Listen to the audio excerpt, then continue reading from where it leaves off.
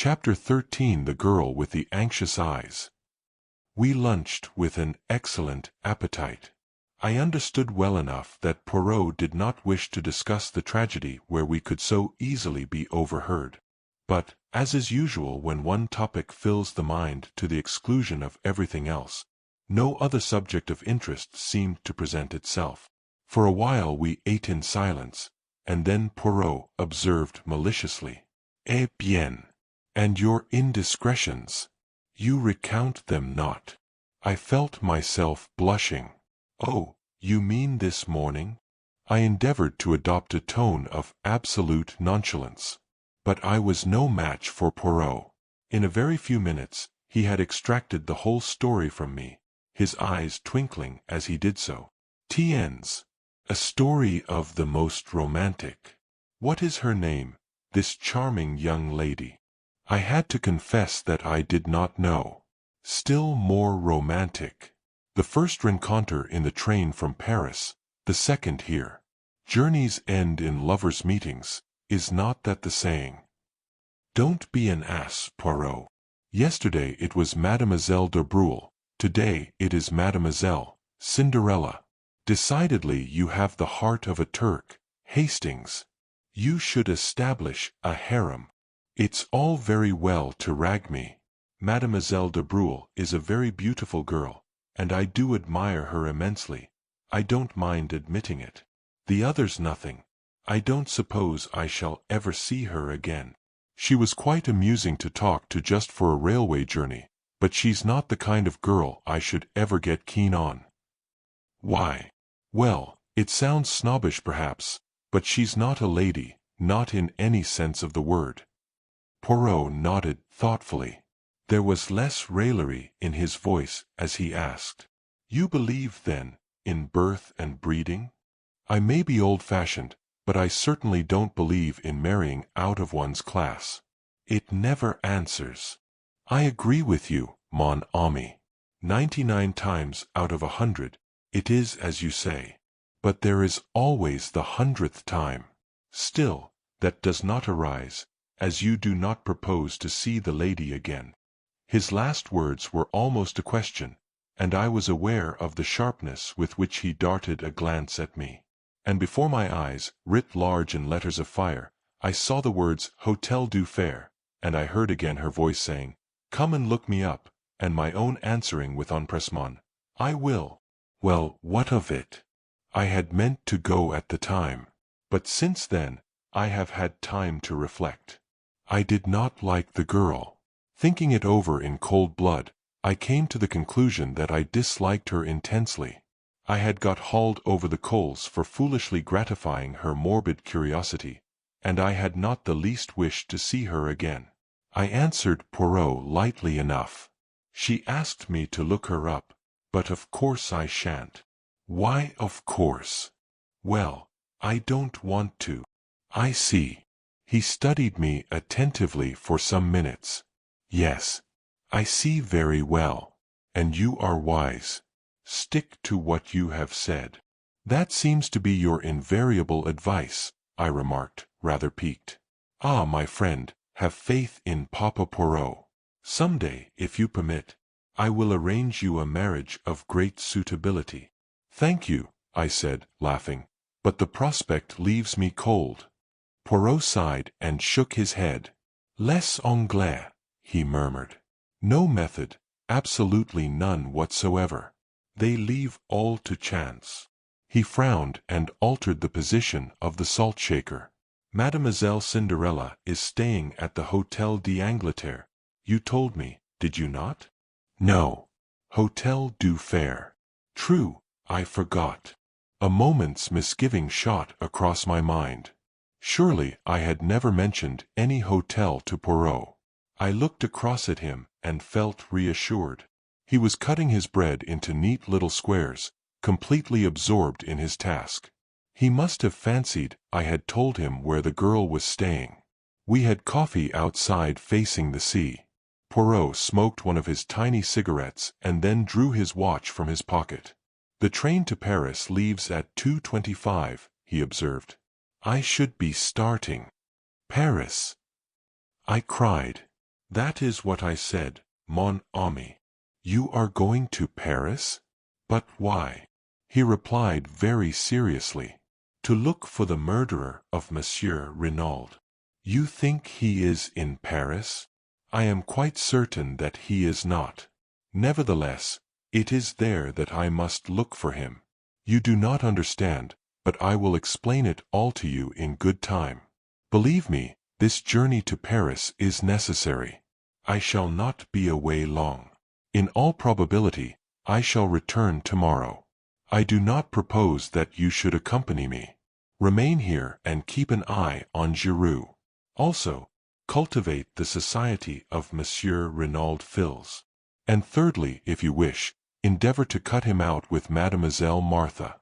But I fear you will not have great success. I did not quite relish the last remark. That reminds me, I said.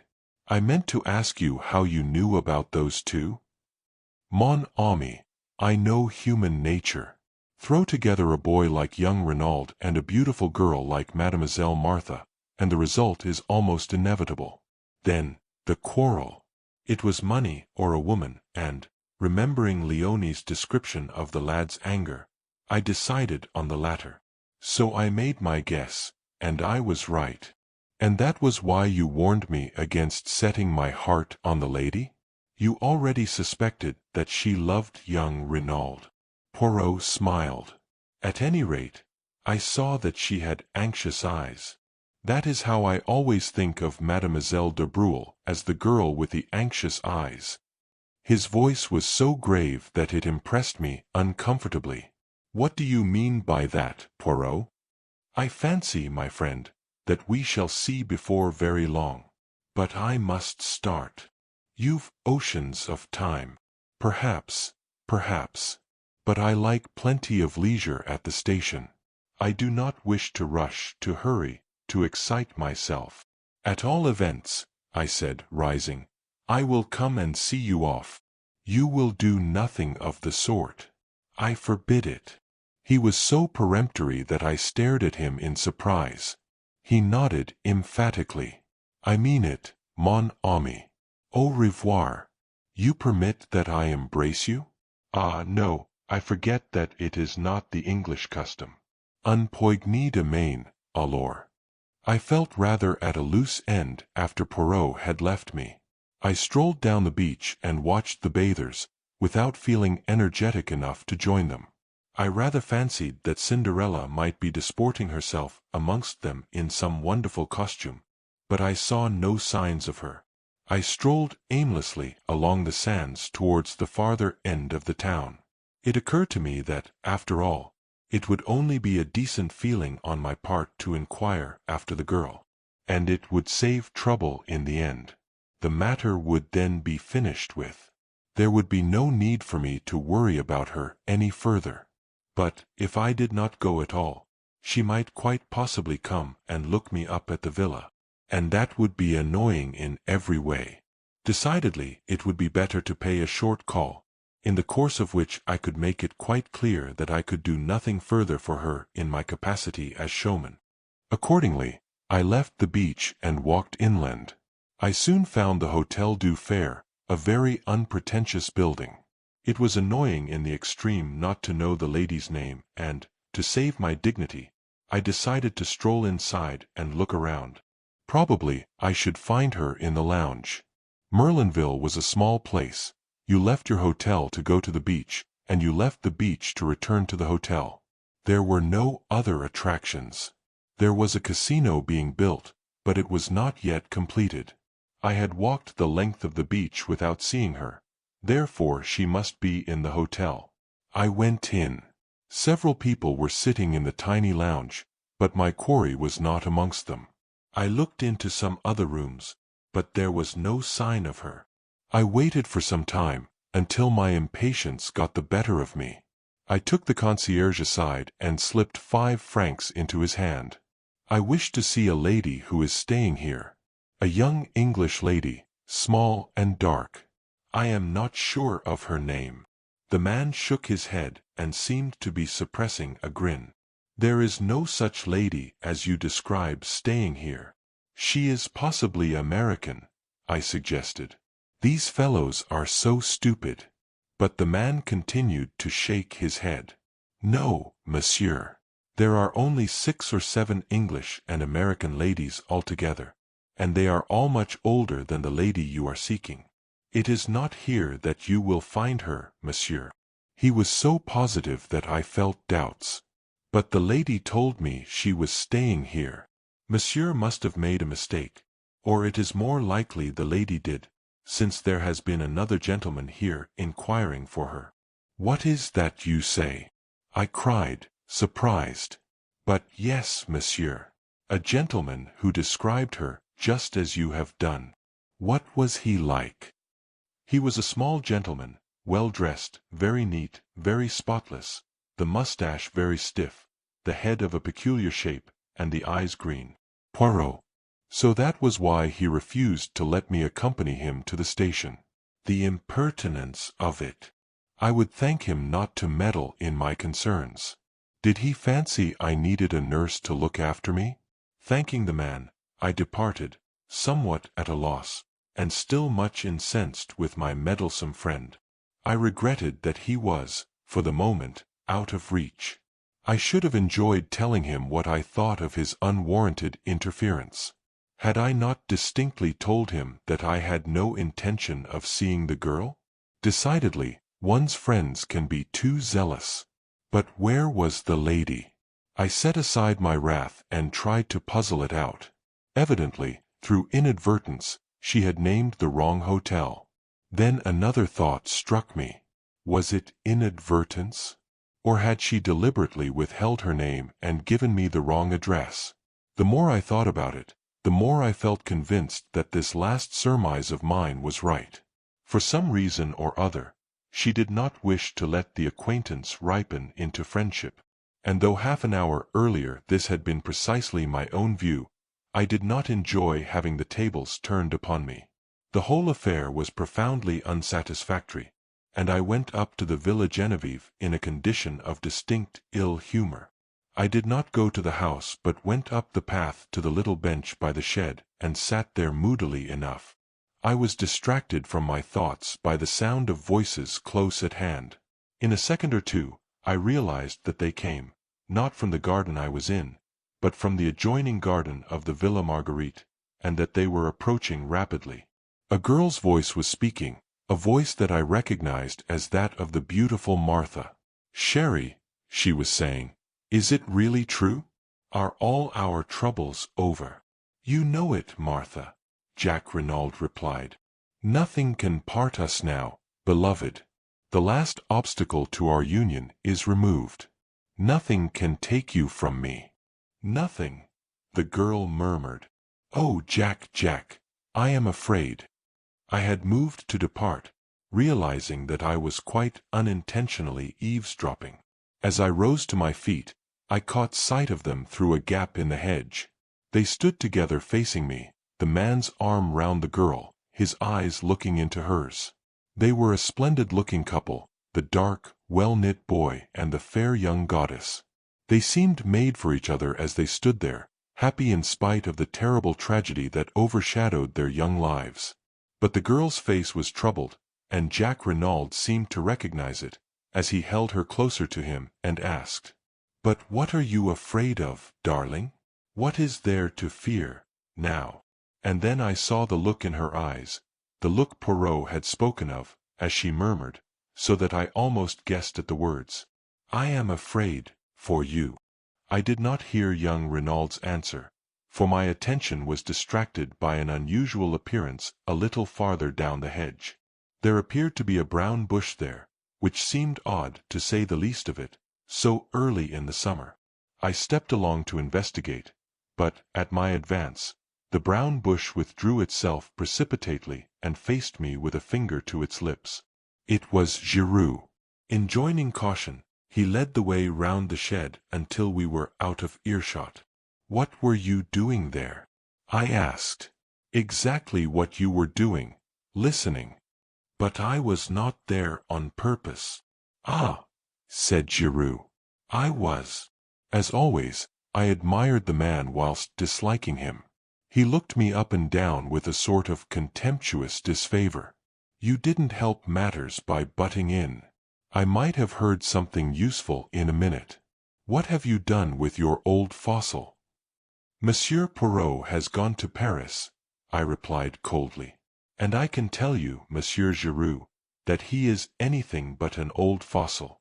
He has solved many cases that have completely baffled the English police. Bah! The English police! Giraud snapped his fingers disdainfully. They must be on a level with our examining magistrates. So he has gone to Paris, has he? Well, a good thing. The longer he stays there, the better. But what does he think he will find there? I thought I read in the question a tinge of uneasiness. I drew myself up. That I am not at liberty to say, I said quietly. Giraud subjected me to a piercing stare. He has probably enough sense not to tell you, he remarked rudely. Good afternoon. I'm busy. And with that, he turned on his heel and left me without ceremony. Matters seemed at a standstill at the Villa Genevieve. Giraud evidently did not desire my company, and, from what I had seen, it seemed fairly certain that Jack Renauld did not either.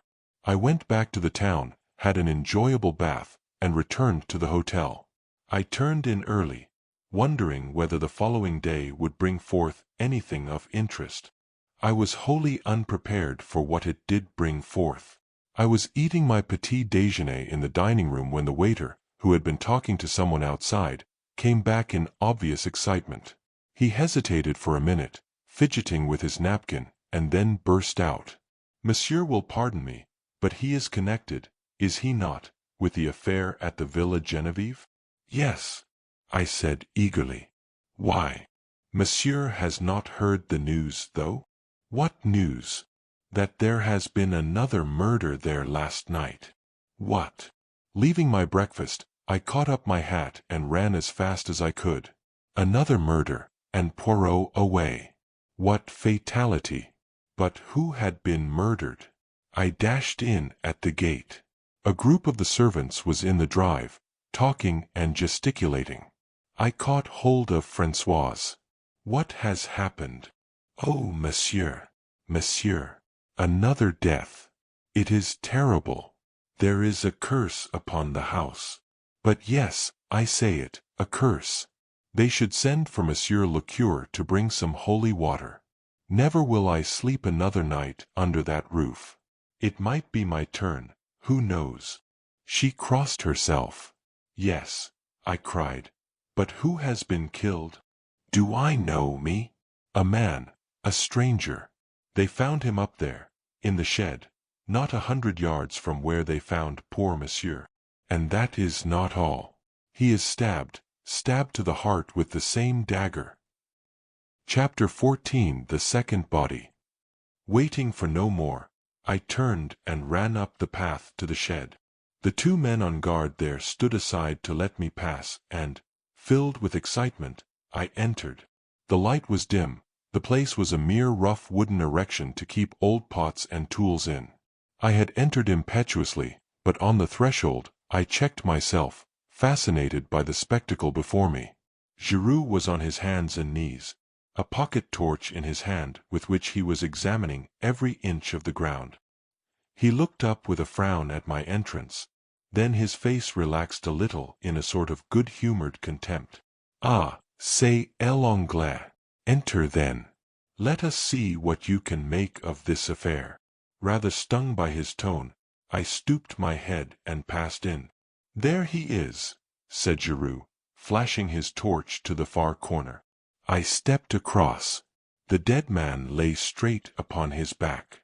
He was of medium height, swarthy of complexion, and possibly about 50 years of age.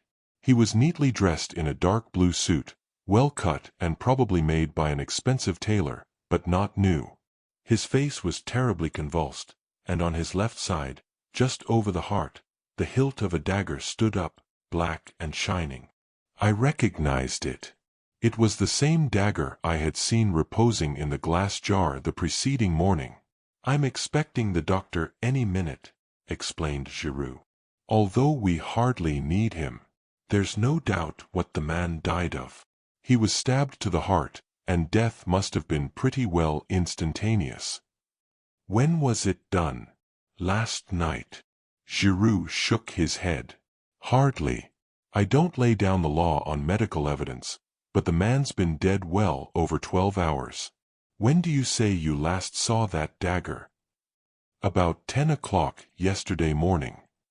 Then I should be inclined to fix the crime as being done not long after that. But people were passing and repassing this shed continually. Giraud laughed disagreeably. You progress to a marvel. Who told you he was killed in this shed? Well, I felt flustered. I assumed it. Oh, what a fine detective. Look at him, mon petit. Does a man stabbed to the heart fall like that, neatly with his feet together and his arms to his side? No. Again, does a man lie down on his back and permit himself to be stabbed without raising a hand to defend himself? It is absurd, is it not? But see here, and here. He flashed the torch along the ground. I saw curious irregular marks in the soft dirt. He was dragged here after he was dead. Half dragged, half carried by two people. Their tracks do not show on the hard ground outside, and here they have been careful to obliterate them. But one of the two was a woman, my young friend. A woman? Yes. But if the tracks are obliterated, how do you know? Because, blurred as they are, the prints of the woman's shoe are unmistakable. Also by this. And leaning forward, he drew something from the handle of the dagger and held it up for me to see. It was a woman's long black hair, similar to the one Poirot had taken from the armchair in the library. With a slightly ironic smile, he wound it round the dagger again. We will leave things as they are as much as possible, he explained. It pleases the examining magistrate. Eh bien, do you notice anything else? I was forced to shake my head. Look at his hands. I did. The nails were broken and discolored, and the skin was hard. It hardly enlightened me as much as I should have liked it to have done. I looked up at Giraud. They are not the hands of a gentleman, he said, answering my question. On the contrary, his clothes are those of a well-to-do man. That is curious, is it not? Very curious, I agreed. And none of his clothing is marked. What do we learn from that? This man was trying to pass himself off as other than he was. He was masquerading. Why? Did he fear something? Was he trying to escape by disguising himself?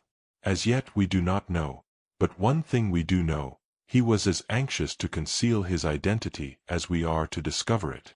He looked down at the body again. As before, there are no fingerprints on the handle of the dagger. The murderer, again, wore gloves. You think, then, that the murderer was the same in both cases? I asked eagerly. Giraud became inscrutable. Never mind what I think. We shall see. Marchaud. The Sergeant de Ville appeared at the doorway. Monsieur, why is Madame Renauld not here? I sent for her a quarter of an hour ago. She is coming up the path now, monsieur, and her son with her. Good. I only want one at a time, though. Marchaud saluted and disappeared again. A moment later, he reappeared with Mrs. Renauld. Here is Madame. Giraud came forward with a curt bow. This way, Madame. He led her across, and then, standing suddenly aside. Here is the man. Do you know him? And as he spoke, his eyes, gimlet-like, bored into her face, seeking to read her mind, noting every indication of her manner. But Mrs. Renauld remained perfectly calm, too calm, I felt. She looked down at the corpse almost without interest, certainly without any sign of agitation or recognition. No, she said, I have never seen him in my life. He is quite a stranger to me. You are sure? Quite sure? You do not recognize in him one of your assailants, for instance? No, She seemed to hesitate, as though struck by the idea. "No, I do not think so. Of course, they wore beards, false ones the examining magistrate thought, but still, no." Now she seemed to make her mind up definitively. "I am sure neither of the two was this man." "Very well, madam. That is all, then." She stepped out with head erect, the sun flashing on the silver threads in her hair. Jack Renauld succeeded her. He, too, failed to identify the man, in a completely natural manner. Giraud merely grunted. Whether he was pleased or chagrined, I could not tell. He merely called to Marchaud. "You have got the other there?" "Yes, monsieur." "Bring her in then." The other was Madame de Breuil. She came indignantly, protesting with vehemence. "I object, monsieur. This is an outrage. What have I to do with all this?" "Madame," said Giraud brutally, "I am investigating not one murder but 2 murders. For all I know, you may have committed them both." "How dare you?" she cried. "How dare you insult me by such a wild accusation? It is infamous." "Infamous, is it?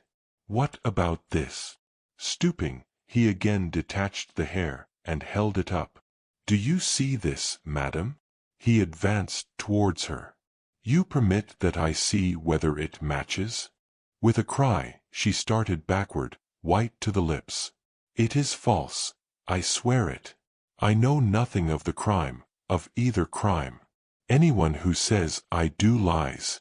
Ah, mon Dieu, what shall I do?" "Calm yourself, madam," said Giraud coldly. "No one has accused you as yet. But you will do well to answer my questions without more ado." "Anything you wish, monsieur." "Look at the dead man. Have you ever seen him before?" Drawing nearer, a little of the color creeping back to her face, Madame de Breuil looked down at the victim with a certain amount of interest and curiosity. Then she shook her head. "I do not know him." It seemed impossible to doubt her. The words came so naturally. Giraud dismissed her with a nod of the head. "You are letting her go?" I asked in a low voice. "Is that wise? Surely that black hair is from her head." "I do not need teaching my business," said Giraud dryly. "She is under surveillance. I have no wish to arrest her as yet." Then, frowning, he gazed down at the body. "Should you say that was a Spanish type at all?" he asked suddenly. I considered the face carefully. "No," I said at last. "I should put him down as a Frenchman most decidedly." Giraud gave a grunt of dissatisfaction. "Same here." He stood there for a moment, then with an imperative gesture, he waved me aside, and once more, on hands and knees, he continued his search of the floor of the shed. He was marvelous. Nothing escaped him. Inch by inch he went over the floor, turning over pots, examining old sacks.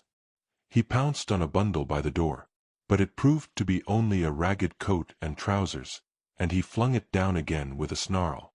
2 pairs of old gloves interested him, but in the end, he shook his head and laid them aside.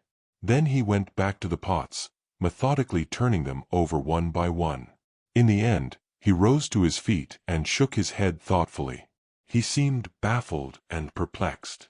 I think he had forgotten my presence. But, at that moment, a stir and bustle were heard outside, and our old friend, the examining magistrate, accompanied by his clerk and Monsieur Bex, with the doctor behind him, came bustling in. "But this is extraordinary, Mr. Giraud," cried Monsieur Hautet. "Another crime. Ah, we have not got to the bottom of this case. There is some deep mystery here. But who is the victim this time?" "That is just what nobody can tell us, Monsieur le Juge. He has not been identified." "Where is the body?" asked the doctor. Giraud moved aside a little. "There in the corner. He has been stabbed to the heart, as you see, and with the dagger that was stolen yesterday morning. I fancy that the murder followed hard upon the theft, But that is for you to say. You can handle the dagger freely, there are no fingerprints on it. The doctor knelt down by the dead man, and Giraud turned to the examining magistrate. A pretty little problem, is it not? But I shall solve it. And so no one can identify him, mused the magistrate. Could it possibly be one of the assassins? They may have fallen out among themselves. Giraud shook his head. The man is a Frenchman, I would take my oath of that. But at that moment, they were interrupted by the doctor, who was sitting back on his heels with a perplexed expression. You say he was killed yesterday morning? I fix it by the theft of the dagger, explained Giraud. He may, of course, have been killed later in the day. Later in the day. Fiddlesticks! This man has been dead at least 48 hours, and probably longer. We stared at each other in blank amazement. Chapter 15. A photograph. The doctor's words surprised us all. Here was a man stabbed with a dagger, stolen just 24 hours earlier, yet Dr. Durand asserted he'd been dead at least 48 hours. The whole thing was utterly fantastic. As we were recovering from this announcement, a telegram was brought to me from the hotel. I tore it open. It was from Poirot, announcing his return by the train arriving at Merlinville at 12:28. I checked my watch and saw I had just enough time to get to the station comfortably. I felt it was crucial that he learn of these new, startling developments immediately. Evidently, I reflected, Poirot had easily found what he wanted in Paris. His quick return proved it. Only a few hours had sufficed. I wondered how he would react to the exciting news I had to share. The train was a few minutes late, so I strolled aimlessly up and down the platform. Then, it occurred to me that I might use the time to ask about who had left Merlinville by the last train on the evening of the tragedy. I approached the chief porter, an intelligent-looking man, and easily persuaded him to discuss the matter. It was a disgrace to the police, he hotly affirmed, that such brigands should go unpunished. I hinted that they might have left by the midnight train, but he firmly dismissed the idea. He would have noticed 2 foreigners, he was sure. Only about 20 people had left by that train, and he couldn't have missed them. I don't know what prompted the idea. Perhaps it was the deep anxiety in Martha de Brul's voice, but I suddenly asked, Young Monsieur Renauld, he didn't leave by that train, did he? Ah, no, monsieur. To arrive and then leave again within half an hour. That would not be amusing. I stared at the man, the significance of his words almost escaping me. Then I understood. You mean, I said, my heart quickening, that Monsieur Jacques Renauld arrived in Merlinville that evening? But yes, monsieur. By the last train arriving the other way, the 11:40. My brain reeled. That, then, was the reason for Martha's profound anxiety. Jacques Renauld had been in Merlinville on the night of the crime. But why hadn't he said so? Why, instead, had he led us to believe he'd remained in Cherbourg?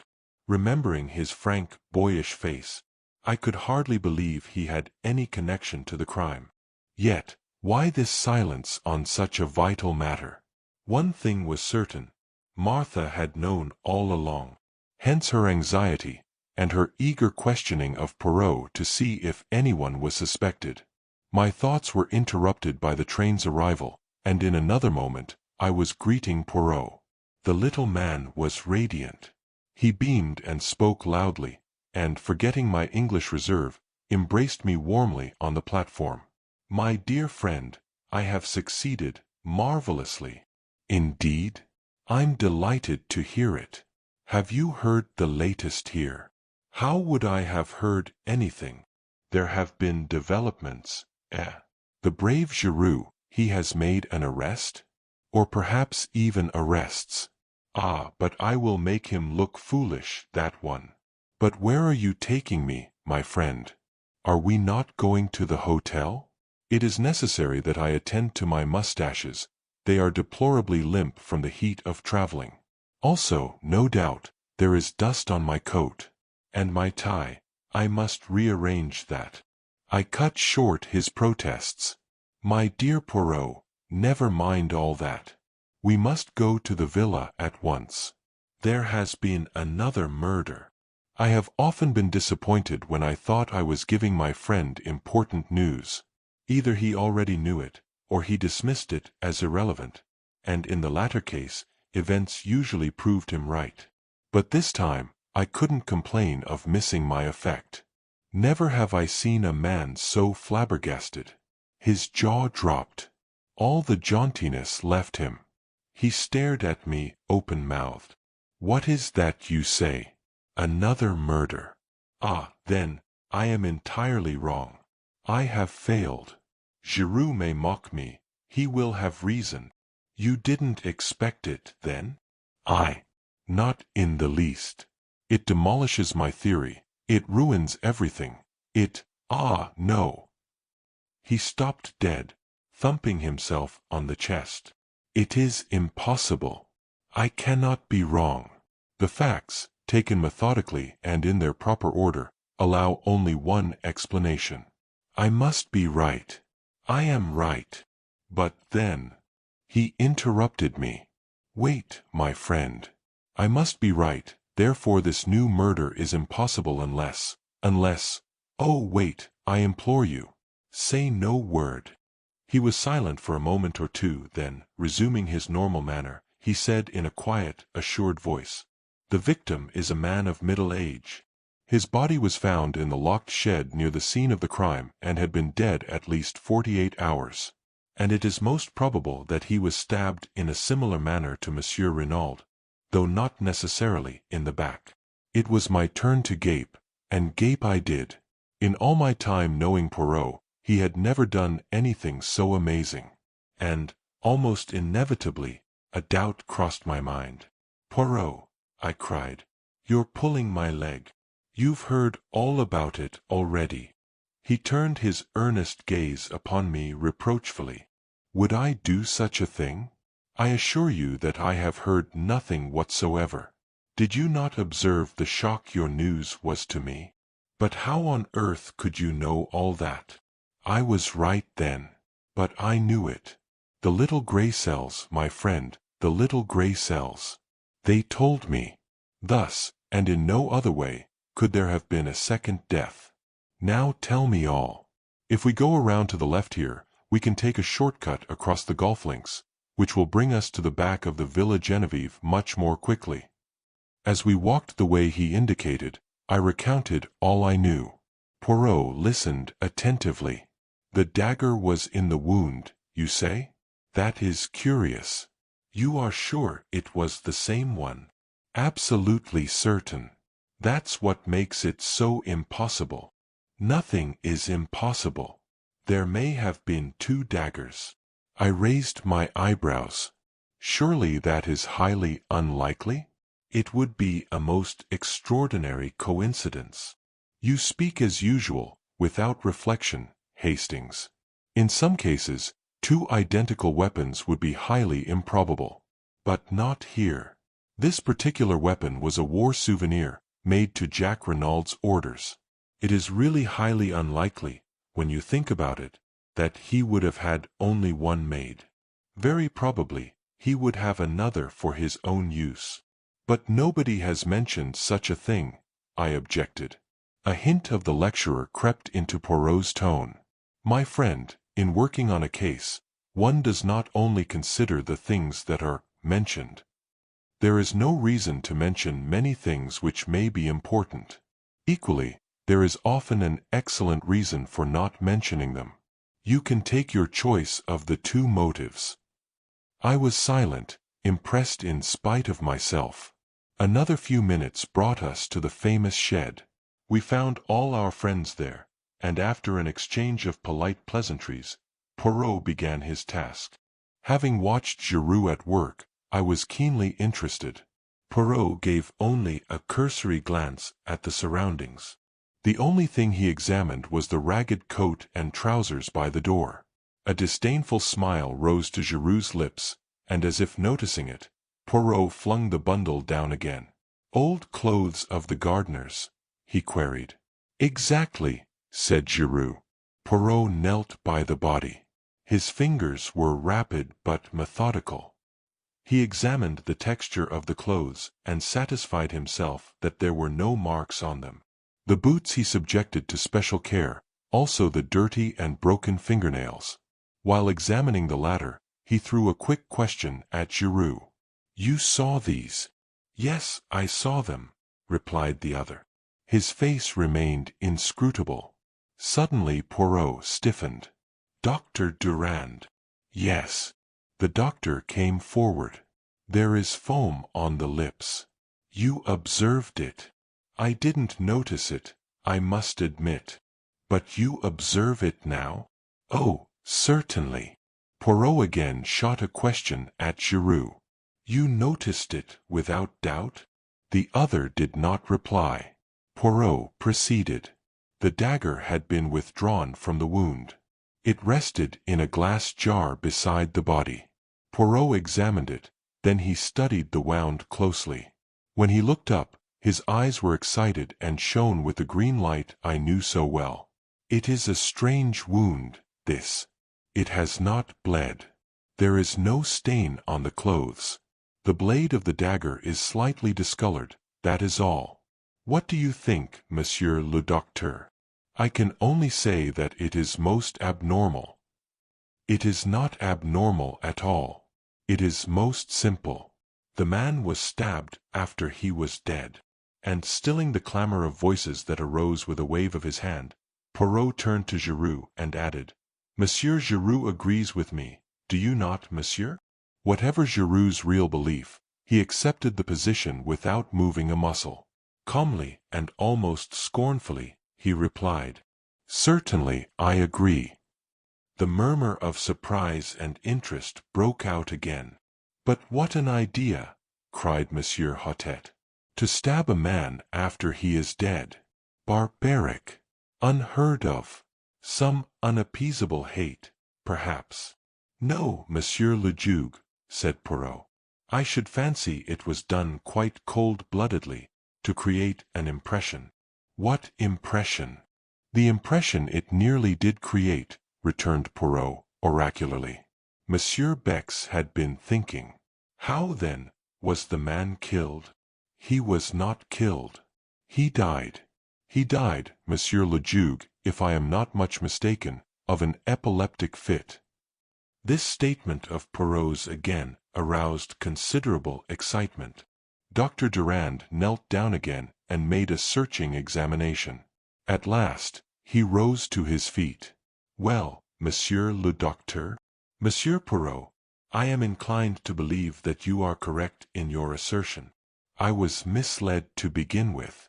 The incontrovertible fact that the man had been stabbed distracted my attention from any other indications. Poirot was the hero of the hour. The examining magistrate was profuse in compliments. Poirot responded gracefully, and then excused himself on the pretext that neither he nor I had yet launched, and that he wished to repair the ravages of the journey. As we were about to leave the shed, Giraud approached us. "One more thing, Monsieur Poirot," he said, in his suave, mocking voice. "We found this coiled around the handle of the dagger. A woman's hair." "Ah!" said Poirot. "A woman's hair? What woman's, I wonder?" "I wonder also," said Giraud. Then, with a bow, he left us. "He was insistent, the good Giraud," said Poirot thoughtfully, as we walked towards the hotel. "I wonder in what direction he hopes to mislead me? A woman's hair, hum." We lunched heartily, but I found Poirot somewhat distracted and inattentive. Afterwards, we went up to our sitting room, and there I begged him to tell me something of his mysterious journey to Paris. "Willingly, my friend. I went to Paris to find this." He took from his pocket a small, faded newspaper cutting. It was the reproduction of a woman's photograph. He handed it to me. I uttered an exclamation. "You recognize it, my friend?" I nodded. Although the photo obviously dated from many years back, and the hair was dressed in a different style, the likeness was unmistakable. "Madame d'Abreuil!" I exclaimed. Poirot shook his head with a smile. "Not quite correct, my friend. She did not call herself by that name in those days. That is a picture of the notorious Madame Beroldy." Madame Beroldy. In a flash, the whole thing came back to me. The murder trial that had evoked such worldwide interest. The Beroldy case. Chapter 16. The Beroldy case. About 20 years before the beginning of this story, Monsieur Arnold Beroldy, a native of Lyons, arrived in Paris. He was accompanied by his pretty wife and their infant daughter. Monsieur Beroldy was a junior partner in a firm of wine merchants. He was a stout, middle-aged man, fond of life's pleasures, devoted to his charming wife, and altogether unremarkable. The firm was small, and though it did well, it did not provide a large income for the junior partner. The Beroldys lived in a small apartment and began their life in Paris very modestly. However unremarkable Monsieur Beroldy might be, his wife was quite different. Young, good-looking, and possessing a singular charm, Madame Beroldy immediately caused a stir in their neighborhood. Whispers began that an interesting mystery surrounded her birth. Some rumored she was the illegitimate daughter of a Russian Grand Duke. Others asserted it was an Austrian Archduke, and that the union was legal, though morganatic. But all stories agreed, Jean Beroldy was at the center of an interesting mystery. When questioned, Madame Beroldy did not deny these rumors. Instead, she made it clear that, though her lips were sealed, these stories had a basis in fact. To intimate friends, she confided further, speaking of political intrigues, papers, and obscure dangers that threatened her. There was also much talk of crown jewels to be sold secretly, with herself acting as the go-between. Among the Beroldys' friends and acquaintances was a young lawyer, Georges Conneau. It soon became evident that the fascinating Jean had completely captivated him. Madame Beroldy discreetly encouraged the young man, while always affirming her complete devotion to her middle-aged husband. Nevertheless, many spiteful people did not hesitate to declare that young Conneau was her lover, and not the only one. When the Beroldys had been in Paris for about 3 months, another personage arrived, Mr. Hiram P. Trapp, an extremely wealthy American. Introduced to the charming and mysterious Madame Beroldy, he quickly fell victim to her fascinations. His admiration was obvious, though strictly respectful. Around this time, Madame Beroldy became more open in her confidences. To several friends, she expressed great worry on her husband's behalf. She explained that he had been drawn into several political schemes. She also referred to important papers entrusted to him for safekeeping, which concerned a secret of far-reaching European importance. They had been placed in his custody to throw pursuers off track. However, Madame Beroldy was nervous, having recognized several important members of the revolutionary circle in Paris. On November 28, the blow fell. The woman who came daily to clean and cook for the Beroldys was surprised to find the apartment door standing wide open. Hearing faint moans from the bedroom, she entered. A terrible sight met her eyes. Madame Beroldy lay on the floor, bound hand and foot, uttering feeble moans, having managed to free her mouth from a gag. On the bed lay Monsieur Beroldy in a pool of blood, with a knife through his heart. Madame Beroldy's story was clear enough. Suddenly awakened, she had seen 2 masked men bending over her. Stifling her cries, they had bound and gagged her. They then demanded the famous secret from Monsieur Beroldy. But the intrepid wine merchant flatly refused. Angered by his refusal, one of the men immediately stabbed him through the heart. With the dead man's keys, they opened the safe in the corner and carried away a mass of papers. Both men were heavily bearded and wore masks, but Madame Beroldy positively declared they were Russians. The affair caused an immense sensation. It was referred to variously as the Nihilist atrocity, revolutionaries in Paris, and the Russian mystery. Time passed, and the mysterious bearded men were never traced. Then, just as public interest began to wane, a startling development occurred. Madame Beroldy was arrested and charged with her husband's murder. The trial, when it began, aroused widespread interest. The accused youth and beauty, along with her mysterious history, were enough to make it a cause célèbre. People wildly took sides, for or against the prisoner.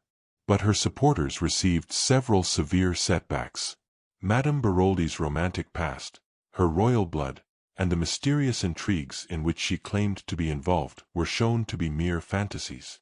It was proven beyond doubt that Jean Beroldy's parents were a highly respectable and ordinary couple, fruit merchants who lived on the outskirts of Lyons. The Russian Grand Duke, the court intrigues, and the political schemes, all the circulating stories were traced back to the lady herself. These ingenious myths had emanated from her own mind. She was also proven to have raised a considerable sum of money from various credulous persons with her fiction of the crown jewels, which were found to be mere paste imitations. Relentlessly, the whole story of her life was laid bare. The motive for the murder was found in Mr. Hiram P. Trapp.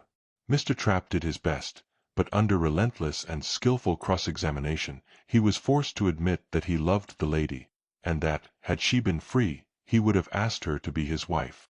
The fact that their relations were admittedly platonic strengthened the case against the accused.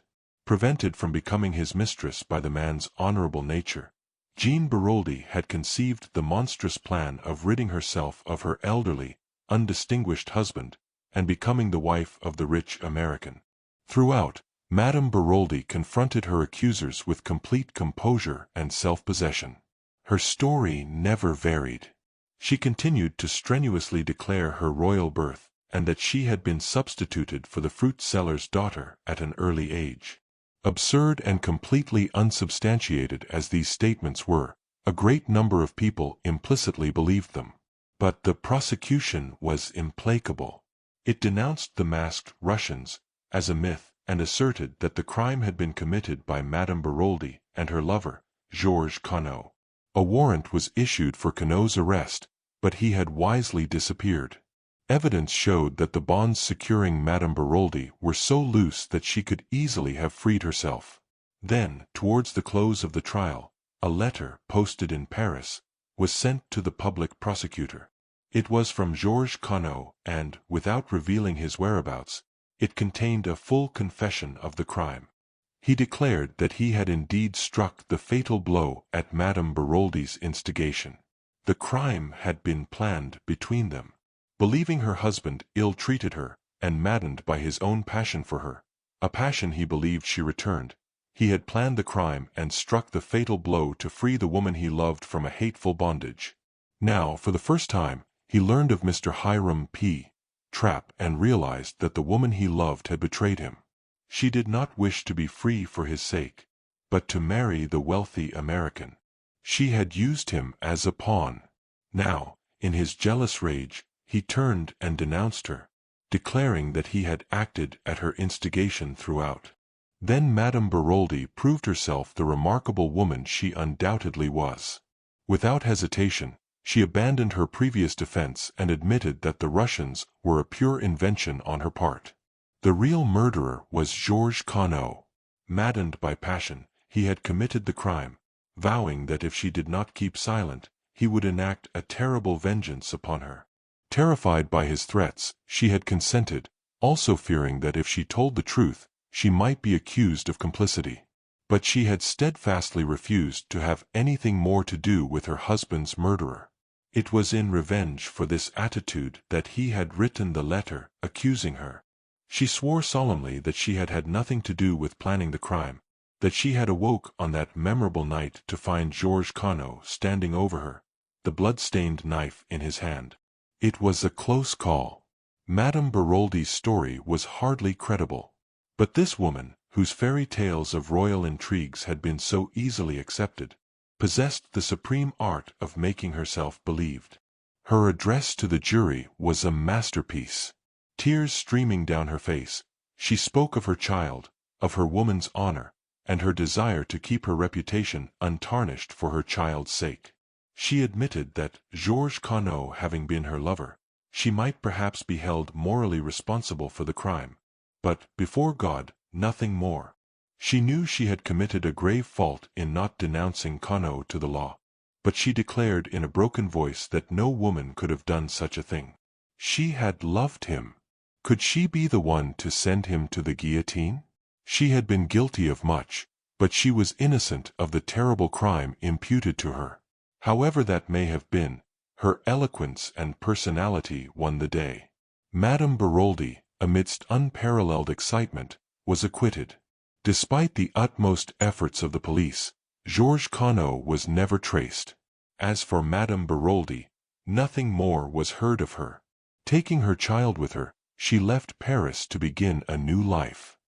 Chapter 17. We make further investigations. I have set down the Beroldy case in full. Of course, all the details did not present themselves to my memory, as I have recounted them here. Nevertheless, I recalled the case fairly accurately. It had attracted a great deal of interest at the time, and had been fully reported by the English papers, so that it did not need much effort of memory on my part to recollect the salient details. Just for the moment, in my excitement, it seemed to clear up the whole matter. I admit that I am impulsive, and Poirot deplores my custom of jumping to conclusions, but I think I had some excuse in this instance. The remarkable way in which this discovery justified Poirot's point of view struck me at once. "Poirot," I said, "I congratulate you. I see everything now. If that is indeed the truth, I congratulate you, mon ami. For as a rule you are not famous for seeing. Is it not so?" I felt a little annoyed. "Come now, don't rub it in. You've been so confoundedly mysterious all along with your hints and your insignificant details that anyone might fail to see what you were driving at." Poirot lit one of his little cigarettes with his usual precision. Then he looked up. "And since you see everything now, mon ami, what exactly is it that you see?" "Why, that it was Madame de Beroldy, who murdered Mr. Renauld. The similarity of the two cases proves that beyond a doubt." "Then you consider that Madame Beroldy was wrongly acquitted? That in actual fact she was guilty of connivance in her husband's murder?" I opened my eyes wide. "But of course. Don't you?" Poirot walked to the end of the room, absent-mindedly straightened a chair, and then said thoughtfully, "Yes, that is my opinion. But there is no of course about it, my friend. Technically speaking, Madame Beroldy is innocent. Of that crime, perhaps, but not of this." Poirot sat down again and regarded me, his thoughtful air more marked than ever. "So it is definitely your opinion, Hastings, that Madame de Breuil murdered Monsieur Renauld?" "Yes." "Why?" He shot the question at me with such suddenness that I was taken aback. "Why?" I stammered. "Why? Oh, because—" I came to a stop. Poirot nodded his head at me. "You see, you come to a stumbling block at once. Why should Madame de Breuil, I shall call her that for clearness' sake, murder Monsieur Renauld? We can find no shadow of a motive. She does not benefit by his death. Considered as either mistress or blackmailer, she stands to lose. You cannot have a murder without a motive. The first crime was different. There we had a rich lover waiting to step into her husband's shoes." "Money is not the only motive for murder," I objected. "True," agreed Poirot placidly. "There are two others.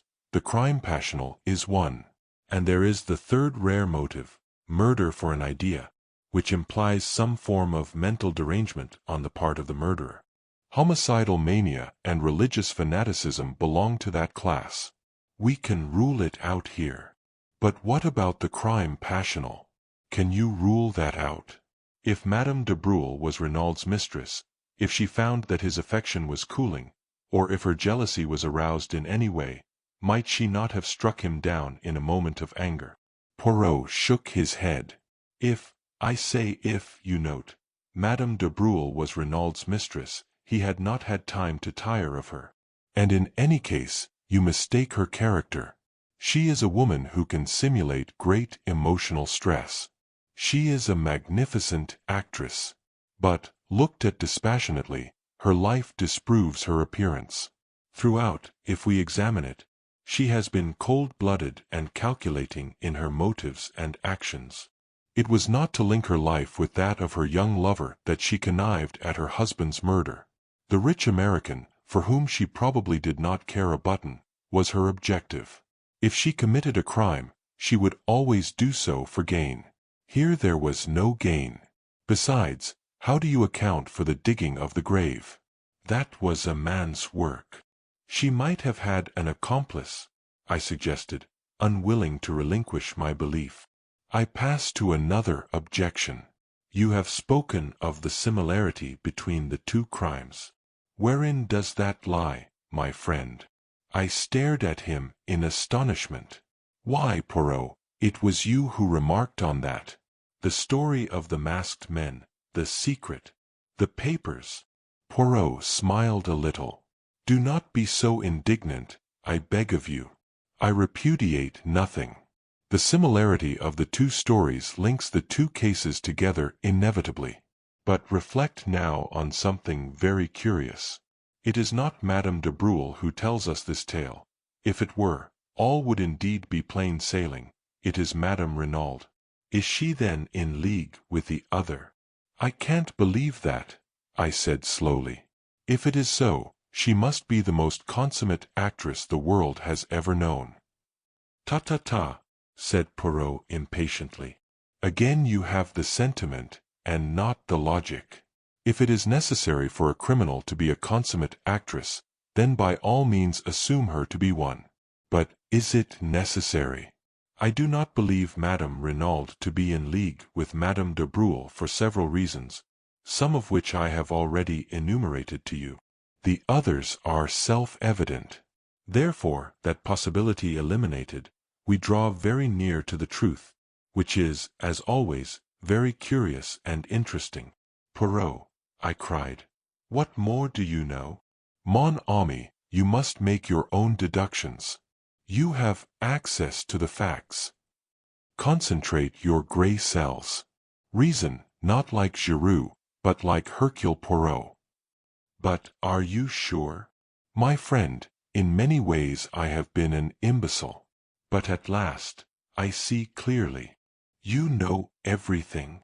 I have discovered what Monsieur Renauld sent for me to discover. And you know the murderer? I know one murderer. What do you mean? We talk a little at cross purposes. There are here not one crime, but two. The first I have solved, the second, eh bien, I will confess, I am not sure. But, Poirot, I thought you said the man in the shed had died a natural death? Ta. Poirot made his favorite ejaculation of impatience. Still you do not understand. One may have a crime without a murderer, but for two crimes it is essential to have two bodies. His remark struck me as so peculiarly lacking in lucidity that I looked at him in some anxiety. But he appeared perfectly normal. Suddenly he rose and strolled to the window. Here he is, he observed. Who? Monsieur Jacques Renauld. I sent a note up to the villa to ask him to come here. That changed the course of my ideas, and I asked Poirot if he knew that Jacques Renauld had been in Merlinville on the night of the crime. I had hoped to catch my astute little friend napping, but as usual, he was omniscient. He, too, had inquired at the station. And without doubt we are not original in the idea, Hastings. The excellent Giraud, he also has probably made his inquiries. You don't think, I said, and then stopped. Ah, no, it would be too horrible. Poirot looked inquiringly at me, but I said no more. It had just occurred to me that though there were 7 women directly or indirectly connected with the case, Mrs. Renauld, Madame de Breuil and her daughter, the mysterious visitor, and the 3 servants, there was, with the exception of old Auguste who could hardly count, only one man, Jacques Renauld. And a man must have dug a grave. I had no time to develop further the appalling idea that had occurred to me, for Jacques Renauld was ushered into the room. Poirot greeted him in a businesslike manner. Take a seat, monsieur, I regret infinitely to disarrange you, but you will perhaps understand that the atmosphere of the villa is not too congenial to me. Monsieur Giraud and I do not see eye to eye about everything. His politeness to me has not been striking, and you will comprehend that I do not intend any little discoveries I may make to benefit him in any way. Exactly, Monsieur Poirot, said the lad. That fellow Giraud is an ill-conditioned brute, and I'd be delighted to see someone score at his expense. Then I may ask a little favor of you? Certainly. I will ask you to go to the railway station and take a train to the next station along the line, Abalac. Ask there at the cloakroom whether 2 foreigners deposited a valise there on the night of the murder. It is a small station, and they are almost certain to remember. Will you do this? Of course I will, said the boy, mystified, though ready for the task. I and my friend, you comprehend, have business elsewhere, explained Poirot. There is a train in a quarter of an hour, and I will ask you not to return to the villa, as I have no wish for Giraud to get an inkling of your errand. Very well, I will go straight to the station. He rose to his feet. Poirot's voice stopped him. One moment, Monsieur Renauld. There is one little matter that puzzles me. Why did you not mention to Monsieur Hautet this morning that you were in Merlinville on the night of the crime? Jack Renauld's face went crimson. With an effort, he controlled himself. You have made a mistake. I was in Cherbourg, as I told the examining magistrate this morning. Poirot looked at him, his eyes narrowed, cat-like, until they only showed a gleam of green. Then it is a singular mistake that I have made there, for it is shared by the station staff. They say you arrived by the 11:40 train. For a moment, Jack Renauld hesitated, then he made up his mind. And if I did? I suppose you do not mean to accuse me of participating in my father's murder? He asked the question haughtily, his head thrown back. I should like an explanation of the reason that brought you here. That is simple enough. I came to see my fiancée, Mademoiselle de Breuil. I was on the eve of a long voyage, uncertain as to when I should return. I wished to see her before I went, to assure her of my unchanging devotion. And you did see her? Poirot's eyes never left the other's face. There was an appreciable pause before Renauld replied. Then he said, Yes. And afterwards? I found I had missed the last train. I walked to Saint Beauvais, where I knocked up a garage and got a car to take me back to Cherbourg. Saint Beauvais? That is 15 kilometers. A long walk, Monsieur Renauld. I felt like walking. Poirot bowed his head as a sign that he accepted the explanation. Jack Renauld took up his hat and cane and departed. In a trice, Poirot jumped to his feet. Quick, Hastings. We will go after him. Keeping a discreet distance behind our quarry, we followed him through the streets of Merlinville. But when Poirot saw that he took the turning to the station, he checked himself. All is well. He has taken the bait. He will go to Abalac, and will inquire for the mythical valise left by the mythical foreigners. Yes, mon ami, all that was a little invention of my own. You wanted him out of the way, I exclaimed. Your penetration is amazing, Hastings. Now, if you please, we will go up to the Villa Genevieve. Chapter 18. Giraud acts. By the way, Poirot, I said as we walked along the hot white road, I've got a bone to pick with you. I dare say you meant well, but really it was no business of yours to go mooshing round to the Hotel du Fer without letting me know. Poirot shot a quick sidelong glance at me. And how did you know I had been there? He inquired.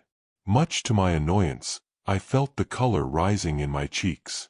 I happened to look in passing, I explained with as much dignity as I could muster. I rather feared Poirot's banter, but to my relief, and somewhat to my surprise, he only shook his head with a rather unusual gravity. If I have offended your susceptibilities in any way, I demand pardon of you. You will understand better soon. But, believe me, I have striven to concentrate all my energies on the case. Oh, it's all right, I said, mollified by the apology. I know it's only that you have my interests at heart. But I can take care of myself all right. Poirot seemed to be about to say something further, but checked himself. Arriving at the villa, Poirot led the way up to the shed where the second body had been discovered. He did not, however, go in but paused by the bench, which I have mentioned before as being set some few yards away from it. After contemplating it for a moment or two, he paced carefully from it to the hedge, which marked the boundary between the Villa Genevieve and the Villa Marguerite. Then he paced back again, nodding his head as he did so. Returning again to the hedge, he parted the bushes with his hands. "With good fortune," he remarked to me over his shoulder, "Mademoiselle Martha may find herself in the garden. I desire to speak to her and would prefer not to call formally at the Villa Marguerite. Ah, all is well, there she is. Pst. Mademoiselle. Pst. Un moment, s'il vous plaît." I joined him at the moment that Martha de Breuil, looking slightly startled, came running up to the hedge at his call. "A little word with you, mademoiselle, if it is permitted?" "Certainly, Monsieur Poirot." Despite her acquiescence, her eyes looked troubled and afraid. "Mademoiselle, do you remember running after me on the road the day that I came to your house with the examining magistrate? You asked me if anyone were suspected of the crime. And you told me 2 Chileans." Her voice sounded rather breathless, and her left hand stole to her breast. "Will you ask me the same question again, mademoiselle?" "What do you mean?" "This. If you were to ask me that question again, I should give you a different answer. Someone is suspected, but not a Chilean." "Who?" The word came faintly between her parted lips. "Monsieur Jacques Renauld." "What?" It was a cry. "Jack! Impossible! Who dares to suspect him?" "Giraud. Giraud." The girl's face was ashy. "I am afraid of that man. He is cruel. He will, she broke off. There was courage gathering in her face and determination.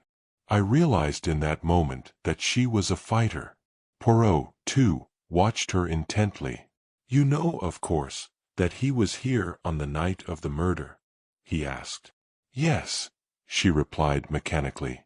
"He told me." "It was unwise to have tried to conceal the fact," ventured Poirot. "Yes, yes," she replied impatiently. "But we cannot waste time on regrets. We must find something to save him. He is innocent, of course, but that will not help him with a man like Giraud who has his reputation to think of. He must arrest someone, and that someone will be Jack." "The facts will tell against him," said Poirot. "You realize that?" She faced him squarely and used the words I had heard her say in her mother's drawing-room. "I am not a child, monsieur. I can be brave and look facts in the face. He is innocent, and we must save him." She spoke with a kind of desperate energy, then was silent, frowning as she thought. "Mademoiselle," said Poirot, observing her keenly, "is there not something that you are keeping back that you could tell us?" She nodded perplexedly. "Yes, there is something, but I hardly know whether you will believe it. It seems so absurd." "At any rate, tell us, mademoiselle." "It is this. Monsieur Giraud sent for me, as an afterthought, to see if I could identify the man in there." She gestured with her head towards the shed. "I could not. At least, I could not at the moment. But since, I have been thinking. Well, it seems so queer, and yet I am almost sure. I will tell you. On the morning of the day Monsieur Renauld was murdered, I was walking in the garden here, when I heard a sound of men's voices quarreling. I pushed aside the bushes and looked through. One of the men was Monsieur Renauld, and the other was a tramp, a dreadful-looking creature in filthy rags. He was alternately whining and threatening. I gathered he was asking for money, but at that moment Maman called me from the house, and I had to go. That is all. Only, I am almost sure that the tramp and the dead man in the shed are one and the same." Poirot uttered an exclamation. "But why did you not say so at the time, mademoiselle?" "Because at first it only struck me that the face was vaguely familiar in some way. The man was differently dressed and apparently belonged to a superior station in life. But tell me, Monsieur Poirot, is it not possible that this tramp might have attacked and killed Monsieur Renauld, and taken his clothes and money?" "It is an idea, mademoiselle," said Poirot slowly. "It leaves a lot unexplained, but it is certainly an idea. I will think of it." A voice called from the house. "Maman," whispered Martha, "I must go." And she slipped away through the trees. "Come," said Poirot, and taking my arm, turned in the direction of the villa. "What do you really think?" I asked, in some curiosity. Was that story true, or did the girl make it up in order to divert suspicion from her lover? "It is a curious tale," said Poirot, "but I believe it to be the absolute truth." Unwittingly, Mademoiselle Martha told us the truth on another point, and incidentally gave Jack Renauld the lie. Did you notice his hesitation when I asked him if he saw Martha de Breuil on the night of the crime? He paused, and then said, "Yes." I suspected that he was lying. It was necessary for me to see Mademoiselle Martha before he could put her on her guard. 3 little words gave me the information I wanted. When I asked her if she knew that Jack Renauld was here that night, she answered, "He told me." Now, Hastings, what was Jack Renauld doing here on that eventful evening, and if he did not see Mademoiselle Martha, whom did he see? "Surely, Poirot," I cried, aghast, "you cannot believe that a boy like that would murder his own father." "Mon ami," said Poirot, "you continue to be of a sentimentality unbelievable. I have seen mothers who murdered their little children for the sake of the insurance money. After that, one can believe anything. And the motive? Money, of course. Remember that Jack Renauld thought that he would come into half his father's fortune at the latter's death.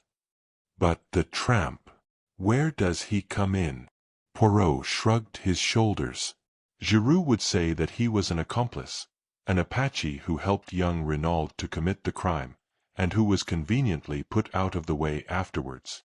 But the hair round the dagger? The woman's hair." "Ah," said Poirot, smiling broadly. "That is the cream of Giraud's little jest. According to him, it is not a woman's hair at all. Remember that the youths of today wear their hair brushed straight back from the forehead with pomade or hair wash to make it lie flat. Consequently, some of the hairs are of considerable length." "And you believe that too?" "No," said Poirot with a curious smile, "for I know it to be the hair of a woman, and more." "Which woman?" "Madame de Breuil," I announced positively. "Perhaps," said Poirot, regarding me quizzically, but I refused to allow myself to get annoyed. "What are we going to do now?" I asked, as we entered the hall of the Villa Genevieve. "I wish to make a search amongst the effects of Monsieur Jack Renauld. That is why I had to get him out of the way for a few hours."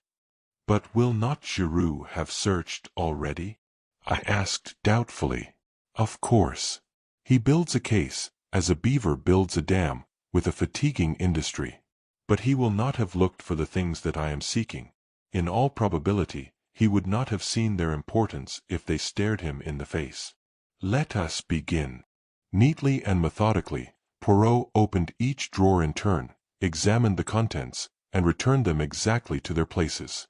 It was a singularly dull and uninteresting proceeding. Poirot waded on through collars, pajamas, and socks. A purring noise outside drew me to the window. Instantly, I became galvanized into life. "Poirot," I cried, "a car has just driven up. Giraud is in it, and Jack Renauld, and 2 gendarmes." "Sacre tonnerre," growled Poirot. "That animal of a Giraud, could he not wait?" I shall not be able to replace the things in this last drawer with the proper method. Let us be quick." Unceremoniously, he tumbled out the things on the floor, mostly ties and handkerchiefs. Suddenly, with a cry of triumph, Poirot pounced on something, a small square cardboard, evidently a photograph. Thrusting it into his pocket, he returned the things pell-mell to the drawer, and seizing me by the arm, dragged me out of the room and down the stairs. In the hall stood Giraud, contemplating his prisoner. "Good afternoon, Monsieur Giraud," said Poirot. "What have we here?" Giraud nodded his head towards Jack.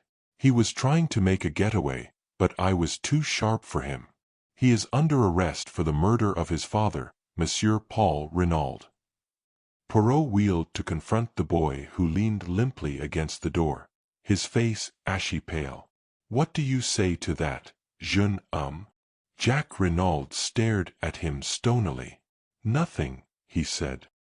Chapter 19. I use my grey cells. I was dumbfounded. Up to the last, I had not been able to bring myself to believe Jack Renauld guilty. I had expected a ringing proclamation of his innocence when Poirot challenged him.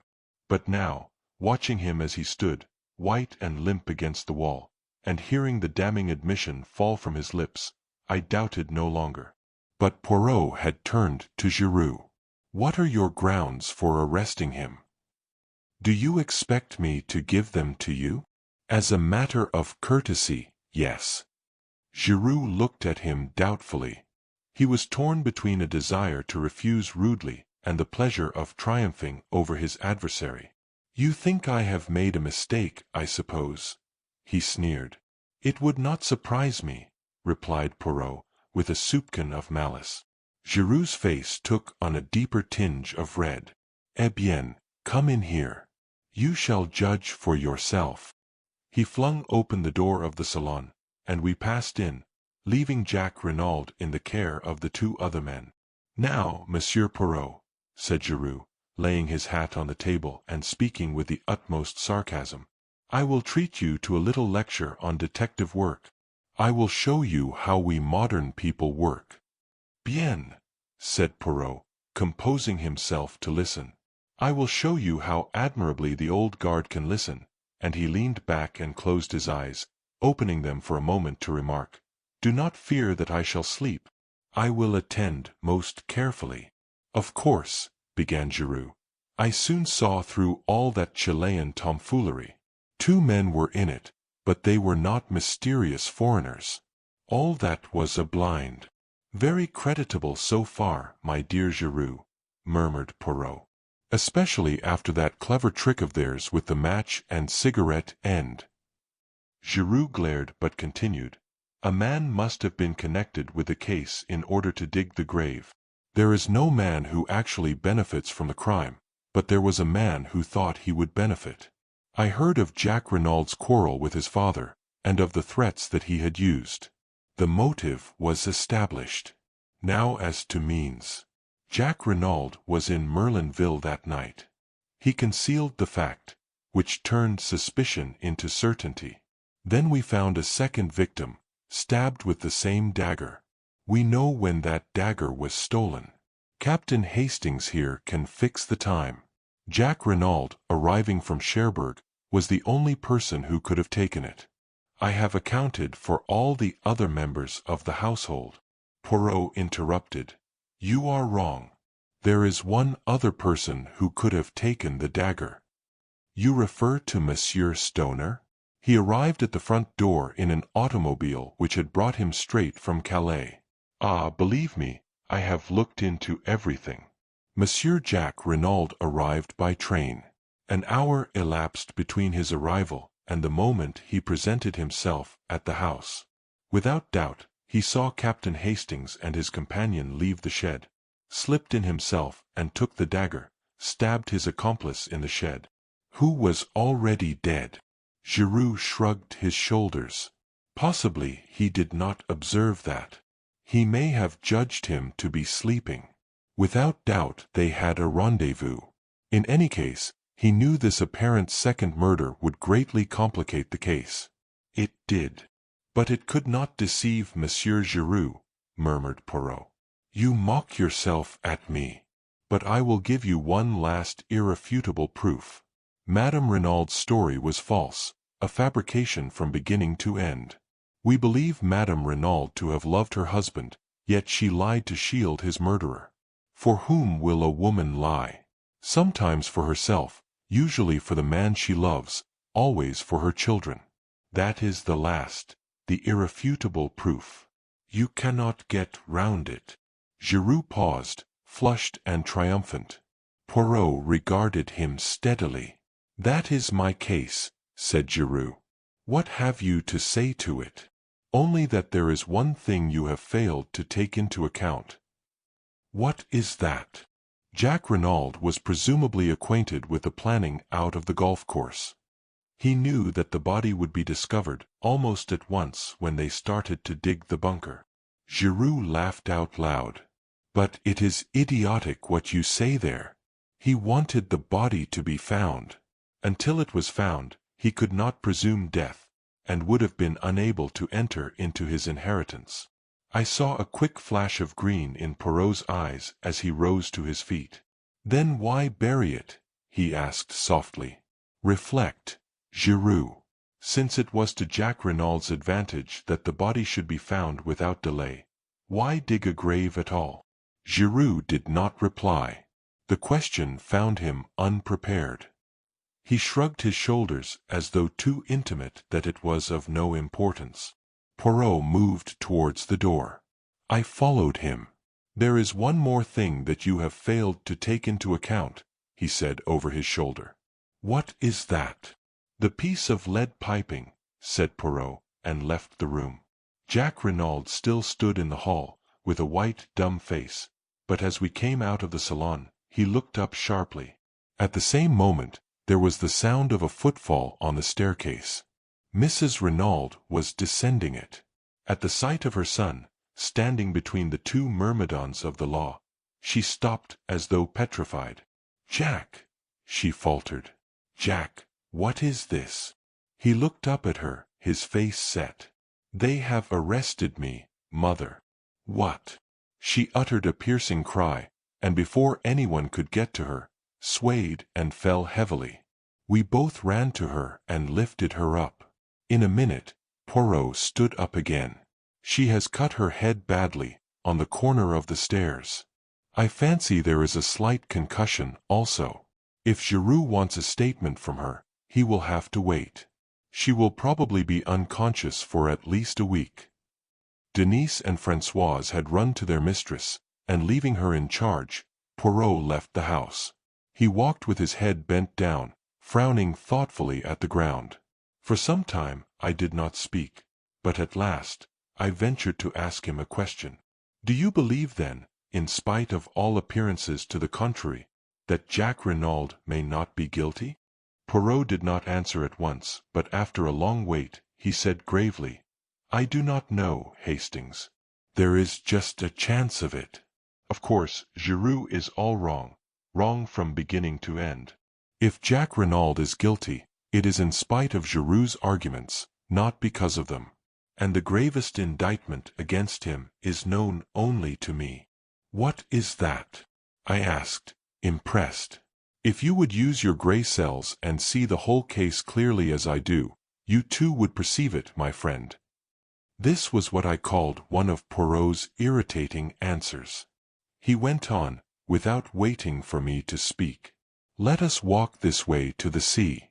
We will sit on that little mound there, overlooking the beach, and review the case. You shall know all that I know, but I would prefer that you come to the truth by your own efforts, not by leading you by the hand. We established ourselves on the grassy knoll as Poirot had suggested, looking out to sea. From farther along the sand, the cries of the bathers reached us faintly. The sea was of the palest blue, and the halcyon calm reminded me of the day we had arrived at Merlinville, my own good spirits, and Poirot's suggestion that I was fey. What a long time seemed to have elapsed since then. And in reality, it was only 3 days. Think, my friend, said Poirot's voice encouragingly. Arrange your ideas. Be methodical. Be orderly. There is the secret of success. I endeavored to obey him, casting my mind back over all the details of the case. And reluctantly, it seemed to me that the only clear and possible solution was that of Giraud, which Poirot despised. I reflected anew. If there was daylight anywhere, it was in the direction of Madame de Breuil. Giraud was ignorant of her connection with the Beroldy case. Poirot had declared the Beroldy case to be all-important. It was there I must seek. I was on the right track now, and suddenly I started as an idea of bewildering luminosity shot into my brain. Trembling, I built up my hypothesis. You have a little idea, I see, mon ami. Capital. We progress. I sat up and lit a pipe. Poirot, I said, it seems to me we have been strangely remiss. I say we, although I dare say I would be nearer the mark. But you must pay the penalty of your determined secrecy. So I say again, we have been strangely remiss. There is someone we have forgotten. And who is that? Inquired Poirot, with twinkling eyes. Georges Conneau. And that is all, cut in Poirot. There was no mention of any name to show to whom the letter was addressed. We assumed it was to the dead man because it was in the pocket of his overcoat. Now, my friend, something about that overcoat struck me as unusual. I measured it and made the remark that he wore his overcoat very long. That remark should have given you pause. I thought you were just saying it for the sake of saying something, I confessed. Ah, what an idea! Later you observed me measuring the overcoat of Monsieur Jacques Renauld. Well, Monsieur Jacques Renauld wears his overcoat very short.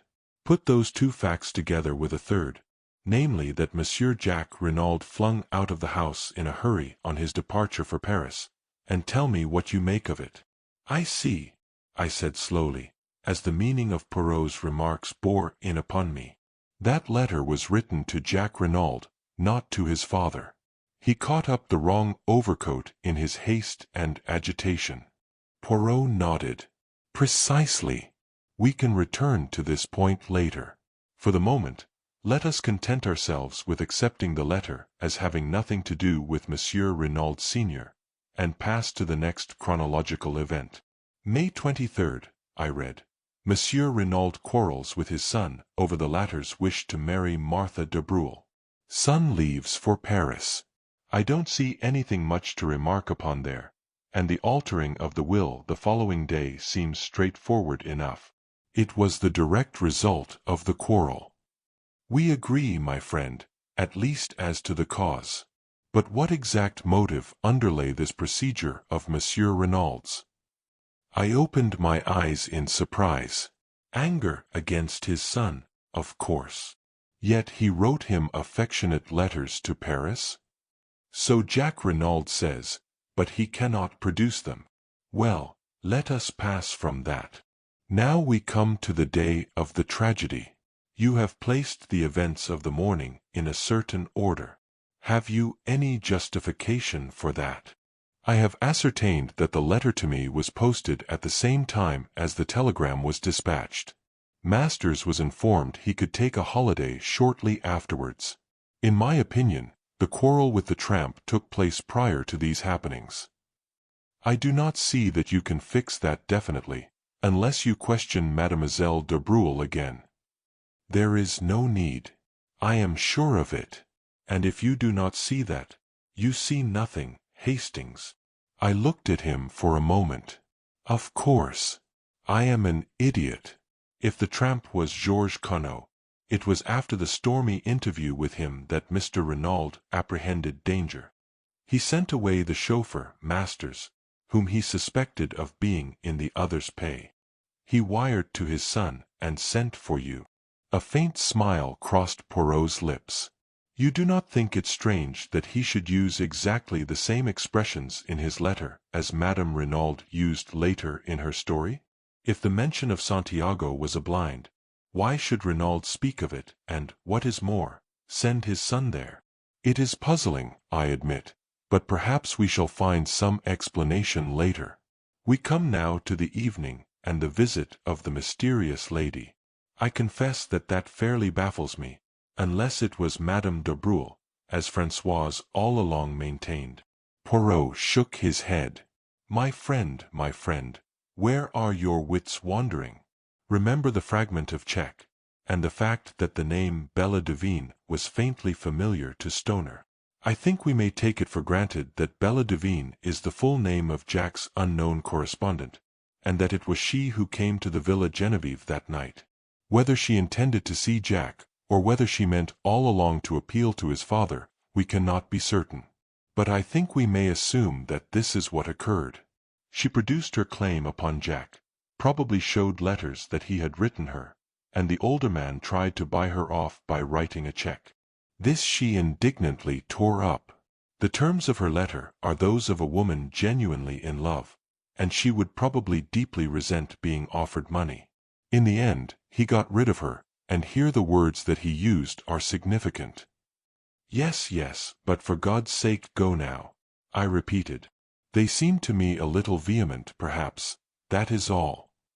That is enough. He was desperately anxious for the girl to go. Why? Not only because the interview was unpleasant. No, it was the time that was slipping by, and for some reason, time was precious. Why should it be? I asked, bewildered. That is what we ask ourselves. Why should it be? But later we have the incident of the wristwatch, which again shows us that time plays a very important part in the crime. We are now fast approaching the actual drama. It is 10:30 when Bella Devine leaves, and by the evidence of the wristwatch, we know that the crime was committed, or at any rate that it was staged, before 12 o'clock. We have reviewed all the events prior to the murder. There remains only one unplaced. By the doctor's evidence, the tramp, when found, had been dead at least 48 hours, with a possible margin of 24 hours more. Now, with no other facts to help me than those we have discussed, I placed the death as having occurred on the morning of June 7th. I stared at him, stupefied. But how? Why? How can you possibly know? Because only in that way can the sequence of events be logically explained. My friend, I have taken you step by step along the way. Do you not now see what is so glaringly plain? My dear Poirot, I can't see anything glaring about it. I did think I was beginning to see my way before, but I'm now hopelessly fogged. Poirot looked at me sadly and shook his head. My God! But it is tragic. A good intelligence, and so deplorably lacking in method. There is an exercise most excellent for the development of the little gray cells. I will impart it to you. For heaven's sake, not now.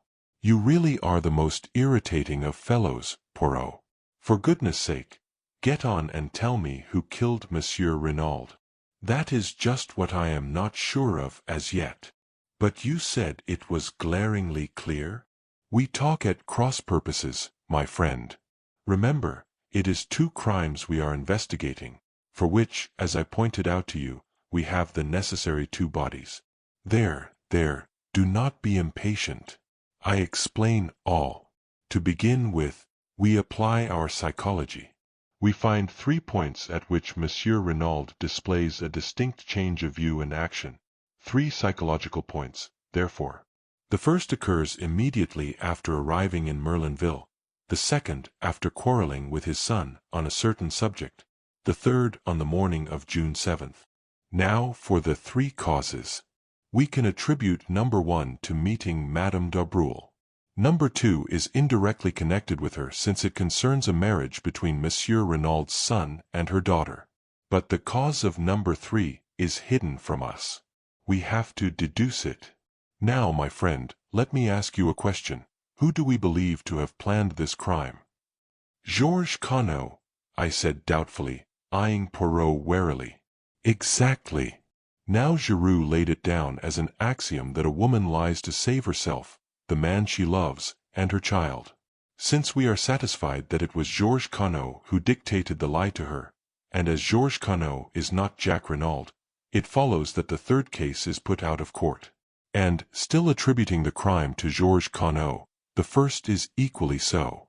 So we are forced to the second, that Madame Renauld lied for the sake of the man she loved, or in other words, for the sake of Georges Conneau. You agree to that? Yes, I admitted. It seems logical enough. Good. Madame Renauld loves Georges Conneau. Who, then, is Georges Conneau? The tramp. Have we any evidence to show that Madame Renauld loved the tramp? No, but... Very well then. Do not cling to theories where facts no longer support them. Ask yourself instead who Madame Renauld did love. I shook my head, perplexed. But yes, you know perfectly well. Who did Madame Renauld love so dearly that when she saw his dead body, she fell down in a swoon? I stared, dumbfounded. Her husband. I gasped. Poirot nodded. Her husband, or Georges Conneau, whichever you like to call him. I rallied myself. But it's impossible. How impossible? Did we not agree just now that Madame de Breuil was in a position to blackmail Georges Conneau? Yes, but... And did she not very effectively blackmail Monsieur Renauld? That may be true enough, but... And is it not a fact that we know nothing of Monsieur Renaud's youth and upbringing? That he springs suddenly into existence as a French-Canadian exactly 22 years ago? All that is so, I said more firmly. But you seem to me to be overlooking one salient point.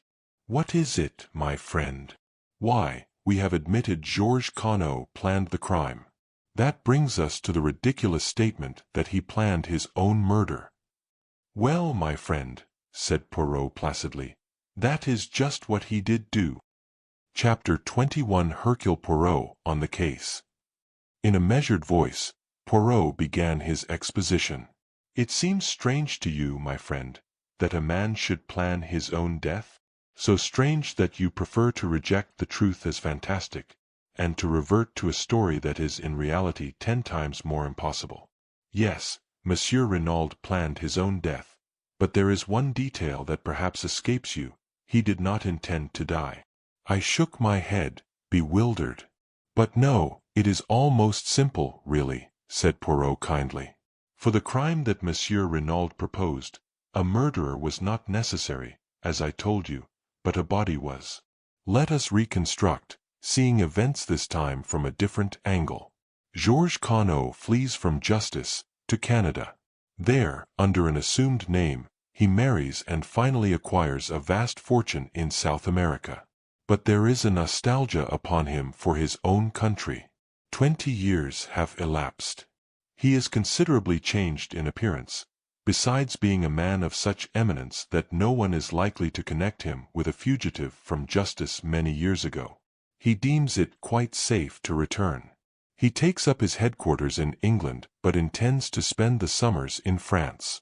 And ill fortune, that obscure justice which shapes men's ends and will not allow them to evade the consequences of their acts, takes him to Merlinville. There, in the whole of France, is the one person who is capable of recognizing him. It is, of course, a gold mine to Madame de Breuil, and a gold mine of which she is not slow to take advantage. He is helpless, absolutely in her power, and she bleeds him heavily. And then the inevitable happens. Jack Renauld falls in love with the beautiful girl he sees almost daily and wishes to marry her. That rouses his father. At all costs, he will prevent his son from marrying the daughter of this evil woman. Jack Renauld knows nothing of his father's past, but Madame Renauld knows everything. She is a woman of great force of character and passionately devoted to her husband. They take counsel together. Renauld sees only one way of escape: death. He must appear to die, in reality escaping to another country where he will start again under an assumed name, and where Madame Renauld, having played the widow's part for a while, can join him. It is essential that she should have control of the money, so he alters his will. How they meant to manage the body business originally, I do not know, possibly an art student's skeleton and a fire or something of the kind. But long before their plans have matured, an event occurs which plays into their hands. A rough tramp, violent and abusive, finds his way into the garden. There is a struggle.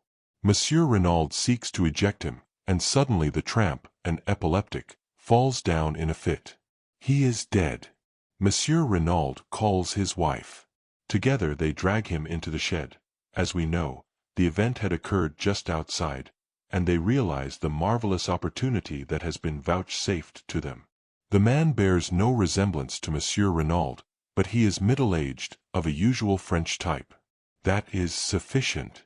I rather fancy that they sat on the bench up there, out of earshot from the house, discussing matters. Their plan was quickly made. The identification must rest solely on Madame Renaud's evidence. Jack Renauld and the chauffeur, who had been with his master 2 years, must be got out of the way. It was unlikely that the French women servants would go near the body, and in any case, Renauld intended to take measures to deceive anyone not likely to appreciate details. Masters was sent off.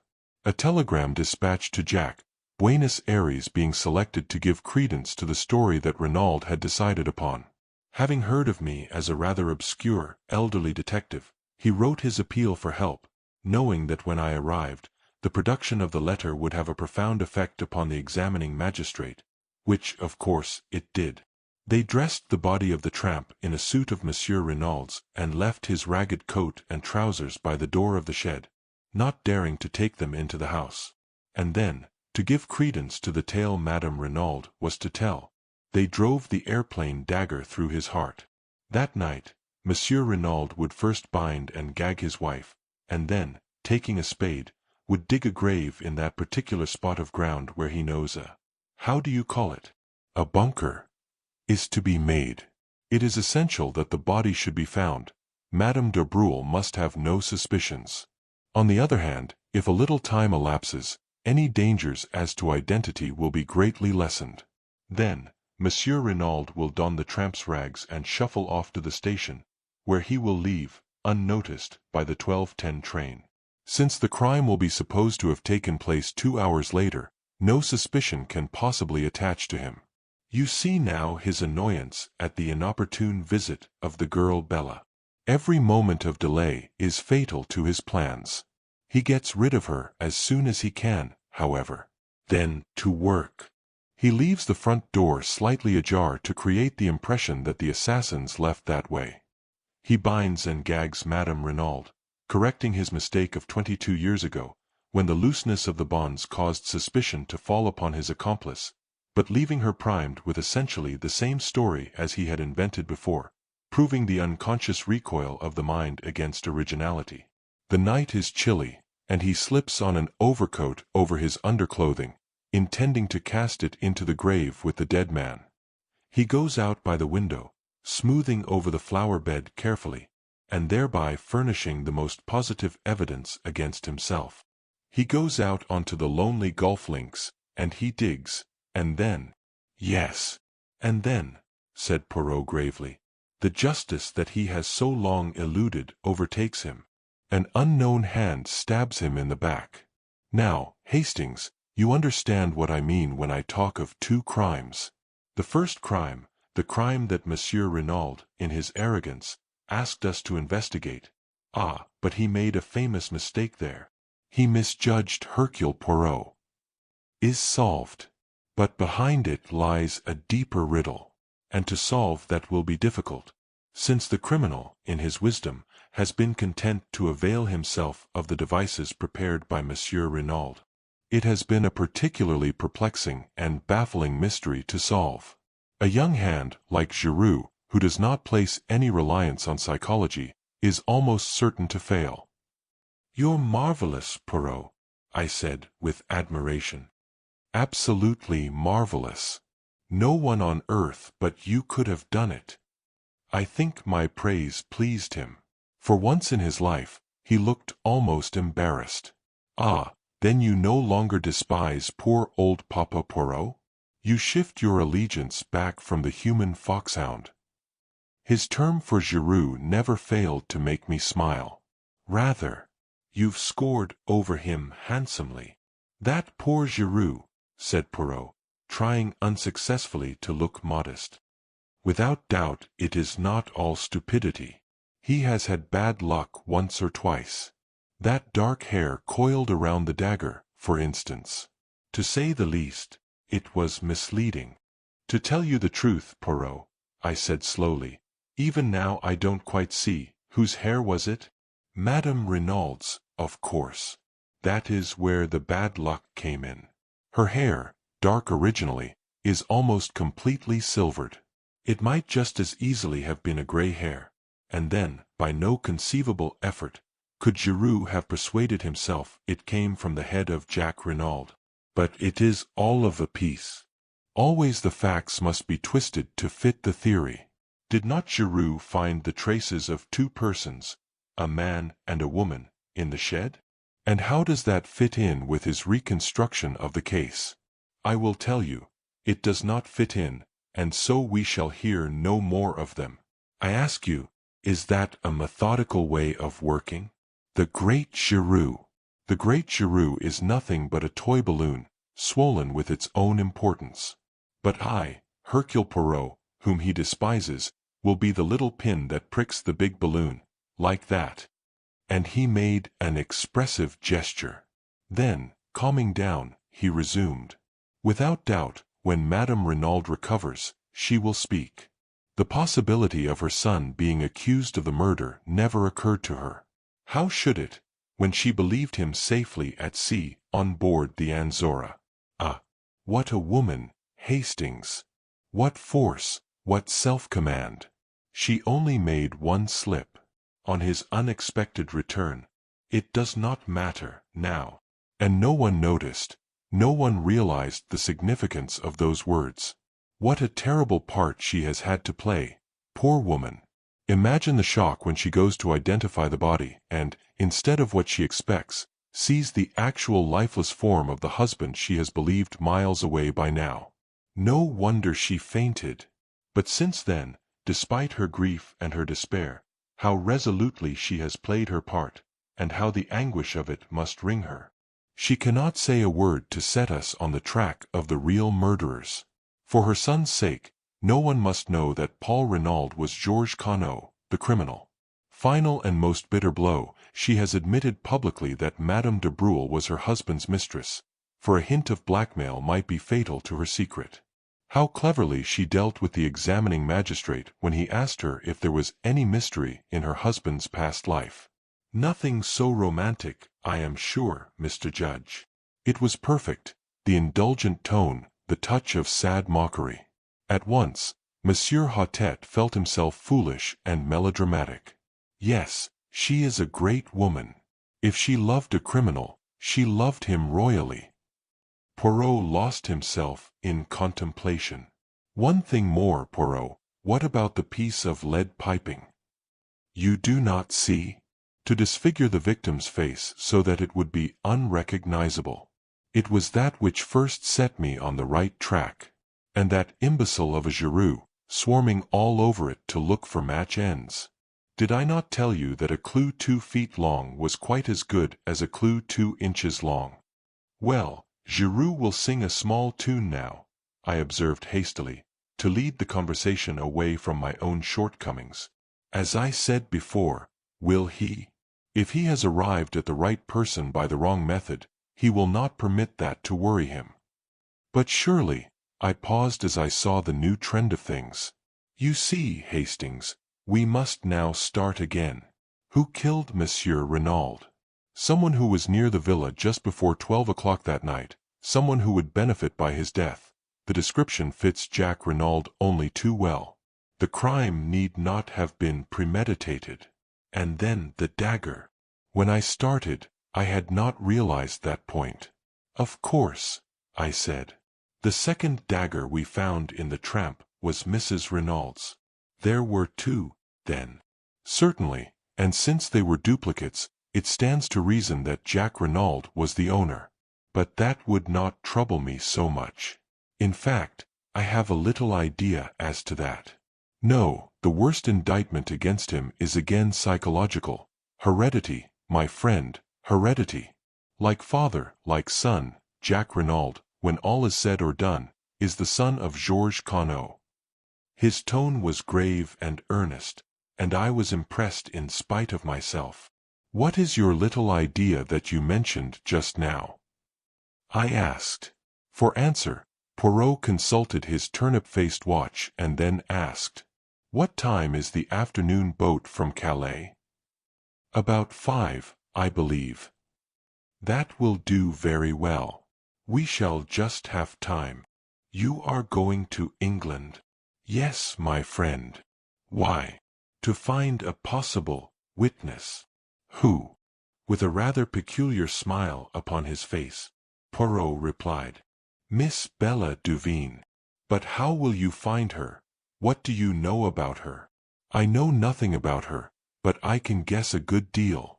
We may take it for granted that her name is Bella Duveen, and since that name was faintly familiar to Monsieur Stoner, though evidently not in connection with the Renauld family, it is probable that she is on the stage."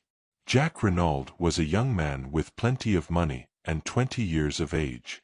The stage is sure to have been the home of his first love. It tallies, too, with Monsieur Renaud's attempt to placate her with a check. "I think I shall find her all right, especially with the help of this." And he brought out the photograph I had seen him take from Jack Renaud's drawer. "With love from Bella," was scrawled across the corner, but it was not that which held my eyes fascinated. The likeness was not first-rate, but for all that, it was unmistakable to me. I felt a cold sinking, as though some unspeakable calamity had befallen me. It was the face of Cinderella. Chapter 22. I Find Love. For a moment or two, I sat frozen, the photograph still in my hand. Then, summoning all my courage to appear unmoved, I handed it back. At the same time, I stole a quick glance at Poirot. Has he noticed anything? To my relief, he did not seem to be observing me. Anything unusual in my manner had certainly escaped him. He rose briskly to his feet. "We have no time to lose. We must depart quickly. All is well. The sea will be calm." In the bustle of departure, I had no time for thinking. But once on board the boat, secure from Poirot's observation, he, as usual, was practicing the most excellent method of lavergire. I pulled myself together and attacked the facts dispassionately. How much did Poirot know? Was he aware that my acquaintance from the train and Bella Duveen were one and the same? Why had he gone to the Hotel du Fer? On my behalf, as I had believed? Or had I only foolishly thought so?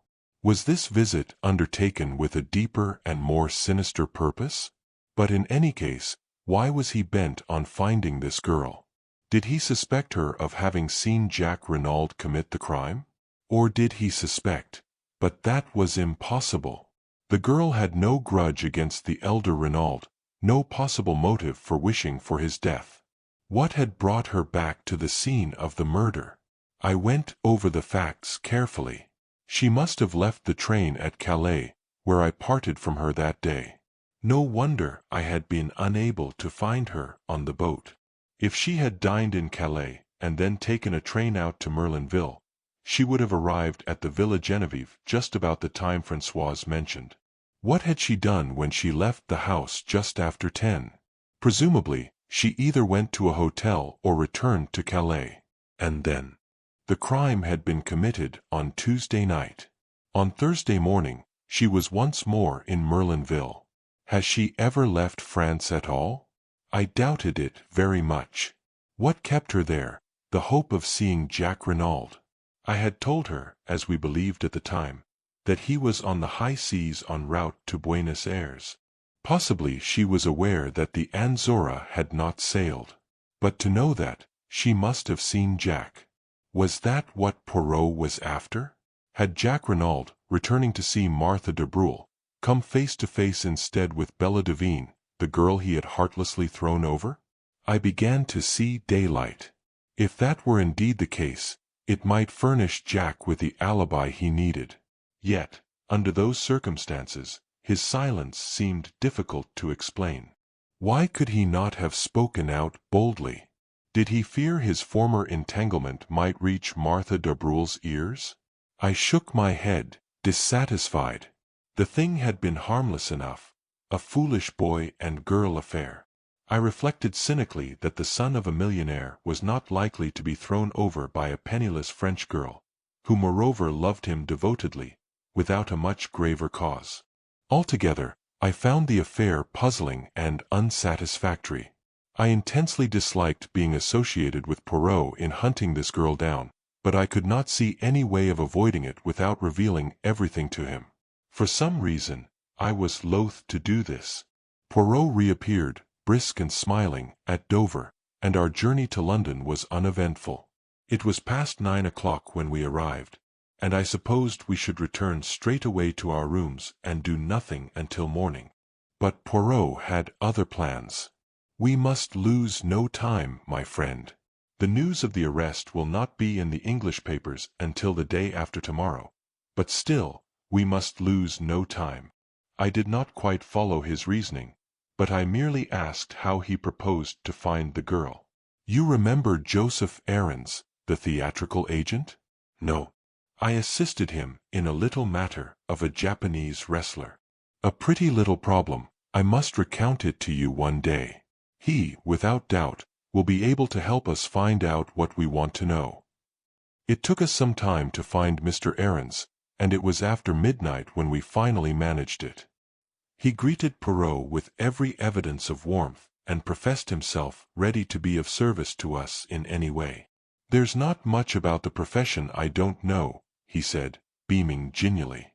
"Well, Mr. Aarons, I desire to find a young girl called Bella Duveen." "Bella Duveen. I know the name, but for the moment, I can't place it. What's her line?" "That I do not know, but here is her photograph." Mr. Aarons studied it for a moment, then his face lit up. "Got it." He slapped his thigh. "The Dulcibella kids, by the Lord. The Dulcibella kids. That's it. They're sisters.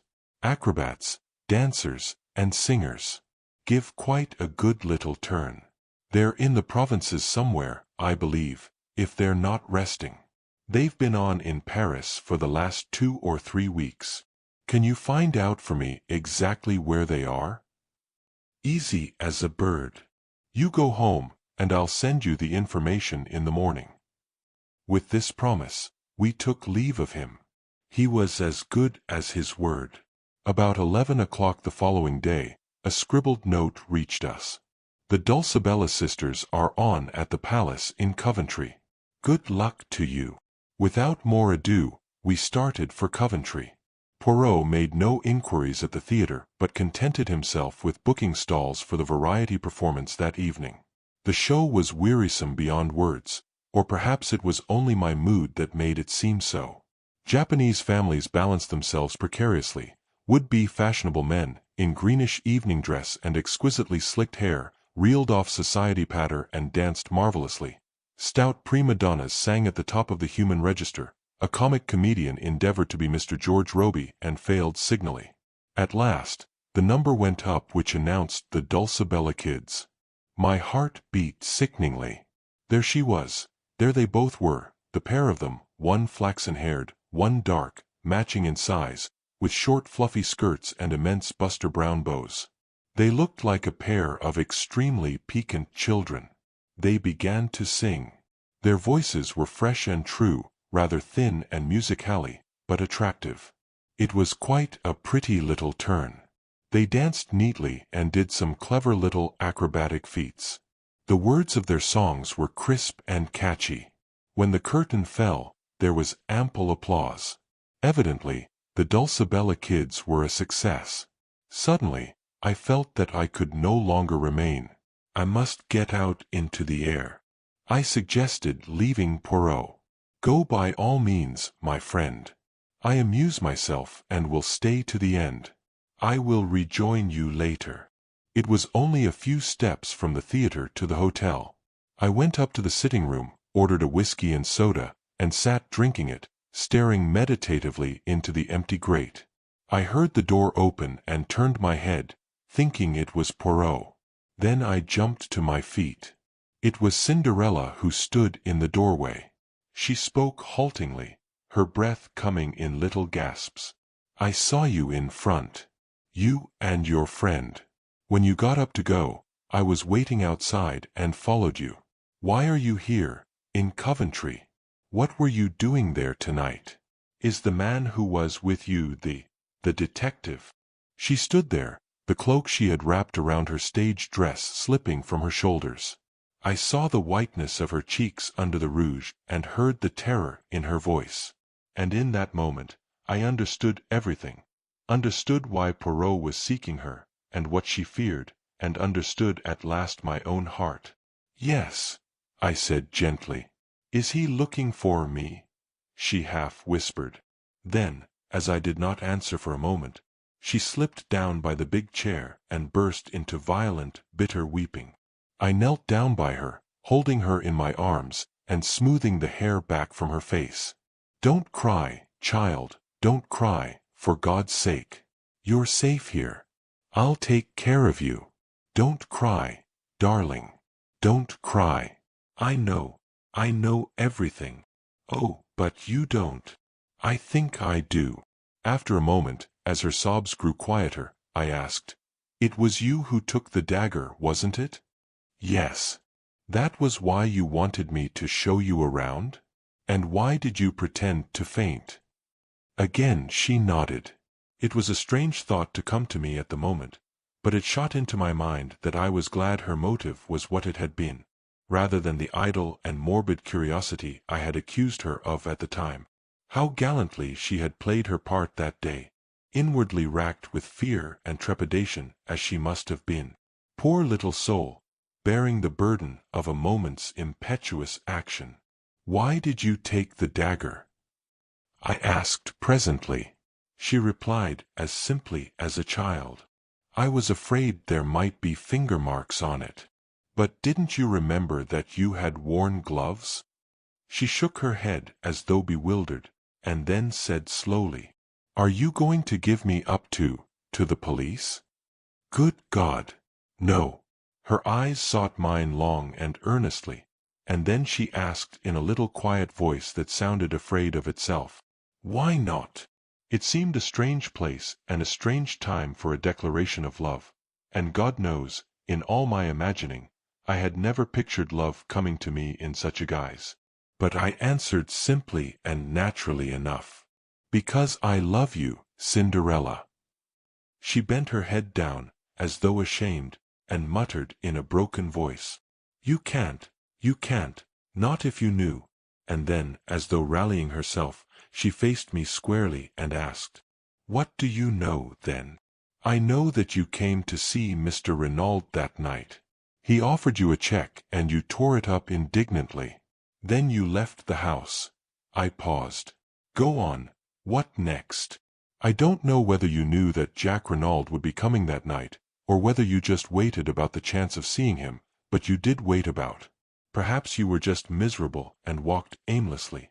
But at any rate, just before 12, you were still near there, and you saw a man on the golf links." Again I paused. I had leapt to the truth in a flash as she entered the room, but now the picture rose before me even more convincingly. I saw vividly the peculiar pattern of the overcoat on the dead body of Mr. Renauld, and I remembered the amazing likeness that had startled me into believing for one instant that the dead man had risen from the dead when his son burst into our conclave in the salon. "Go on," repeated the girl steadily. "I fancy his back was to you, but you recognized him, or thought you recognized him. The gait and the carriage were familiar to you, and the pattern of his overcoat." I paused. "You told me on the train on the way from Paris that you had Italian blood in your veins, and that you had nearly got into trouble once with it. You used a threat in one of your letters to Jack Renauld. When you saw him there, your anger and jealousy drove you mad, and you struck. I don't believe for a minute that you meant to kill him. But you did kill him, Cinderella." She had flung up her hands to cover her face, and in a choked voice she said, You're right, you're right. I can see it all as you tell it. Then she turned on me, almost savagely. And you love me? Knowing what you do, how can you love me? I don't know, I said a little wearily. I think love is like that, a thing one cannot help. I have tried, I know, ever since the first day I met you. And love has been too strong for me. And then suddenly, when I least expected it, she broke down again, casting herself down on the floor and sobbing wildly. Oh, I can't, she cried. I don't know what to do. I don't know which way to turn. Oh, pity me, someone, and tell me what to do. Again I knelt by her, soothing her as best I could. Don't be afraid of me, Bella. For God's sake, don't be afraid of me. I love you, that's true, but I don't want anything in return. Only let me help you. Love him still if you have to, but let me help you as he can't. It was as though she had been turned to stone by my words. She raised her head from her hands and stared at me. You think that, she whispered. You think that I love Jack Renauld? Then, half laughing, half crying, she flung her arms passionately around my neck and pressed her sweet, wet face to mine. Not as I love you, she whispered. Never as I love you. Her lips brushed my cheek, and then, seeking my mouth, kissed me again and again with a sweetness and fire beyond belief. The wildness of it, and the wonder, I shall not forget. No, not as long as I live. It was a sound in the doorway that made us look up. Poirot was standing there, looking at us. I did not hesitate. With a bound, I reached him and pinioned his arms to his sides. Quick, I said to the girl. Get out of here. As fast as you can. I'll hold him. With one look at me, she fled out of the room past us. I held Poirot in a grip of iron.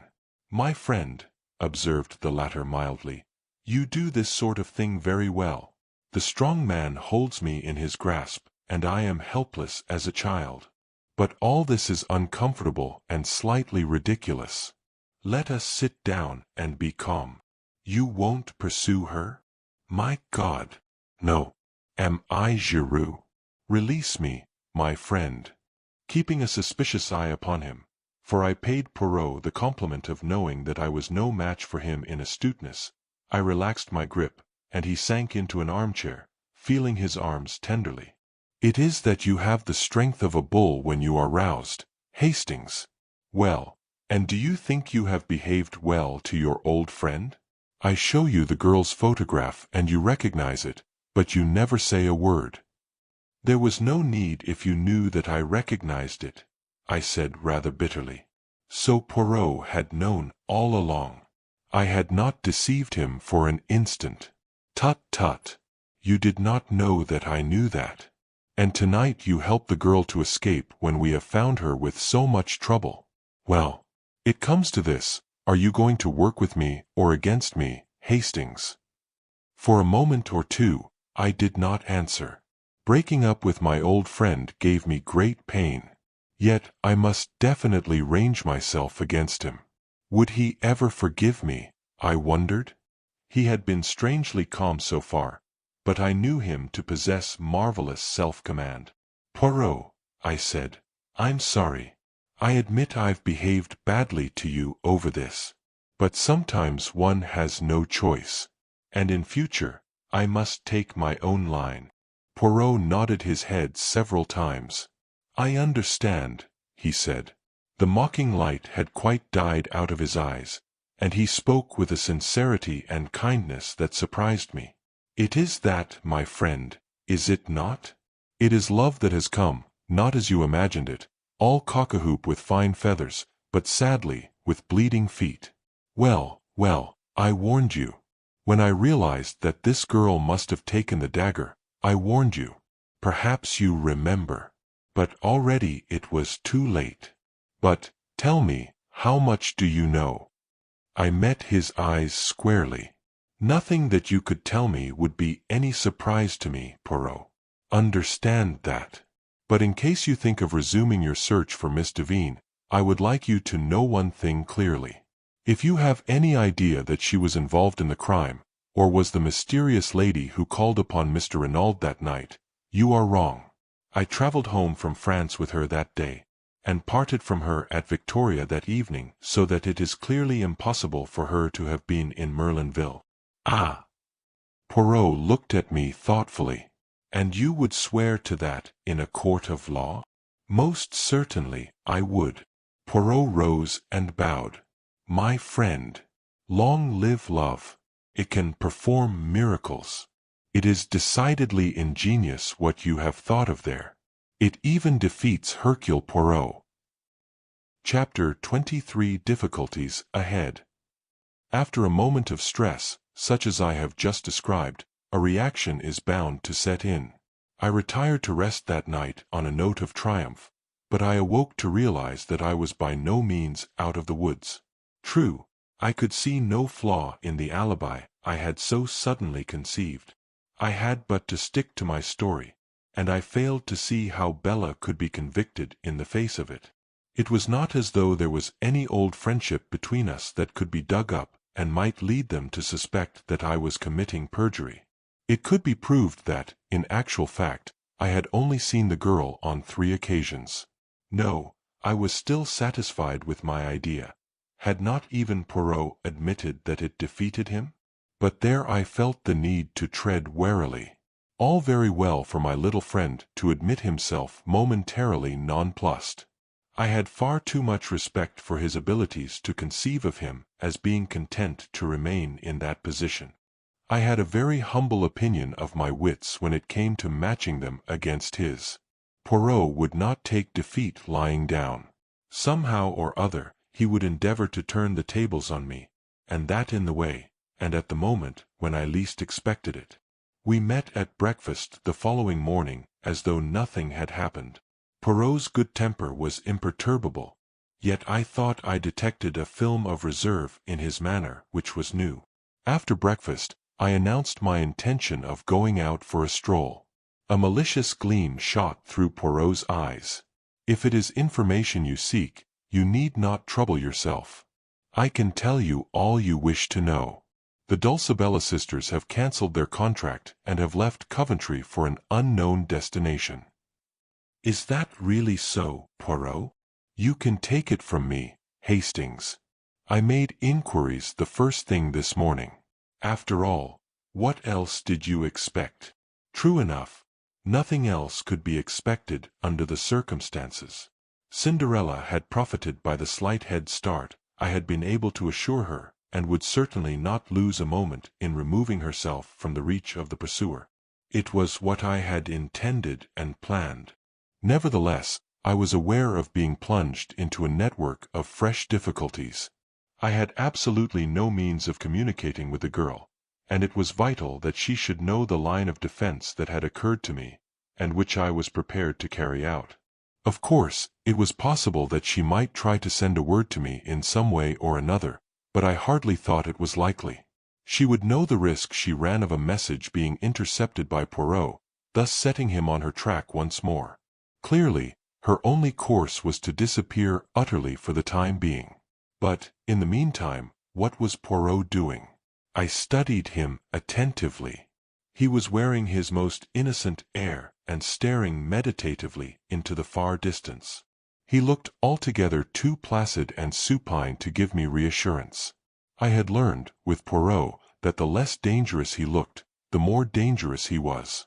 His quiescence alarmed me. Observing a troubled quality in my glance, he smiled benignantly. You are puzzled, Hastings?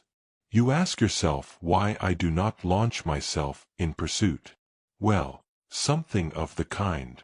It is what you would do, were you in my place. I understand that. But I am not of those who enjoy rushing up and down a country, seeking a needle in a haystack, as you English say. No, let Mademoiselle Bella Devine go. Without doubt, I shall be able to find her when the time comes. Until then, I am content to wait. I stared at him doubtfully. Was he seeking to mislead me? I had an irritating feeling that, even now, he was master of the situation. My sense of superiority was gradually waning. I had contrived the girl's escape and devised a brilliant scheme for saving her from the consequences of her rash act. But I could not rest easy in my mind. Poirot's perfect calm awakened 1,000 apprehensions. "I suppose, Poirot," I said rather diffidently, "I mustn't ask what your plans are?" "I've forfeited the right." "But not at all. There is no secret about them. We return to France without delay." "We." "Precisely. We. You know very well that you cannot afford to let Papa Poirot out of your sight. Is it not so, my friend? But remain in England by all means if you wish." I shook my head. He had hit the nail on the head. I could not afford to let him out of my sight.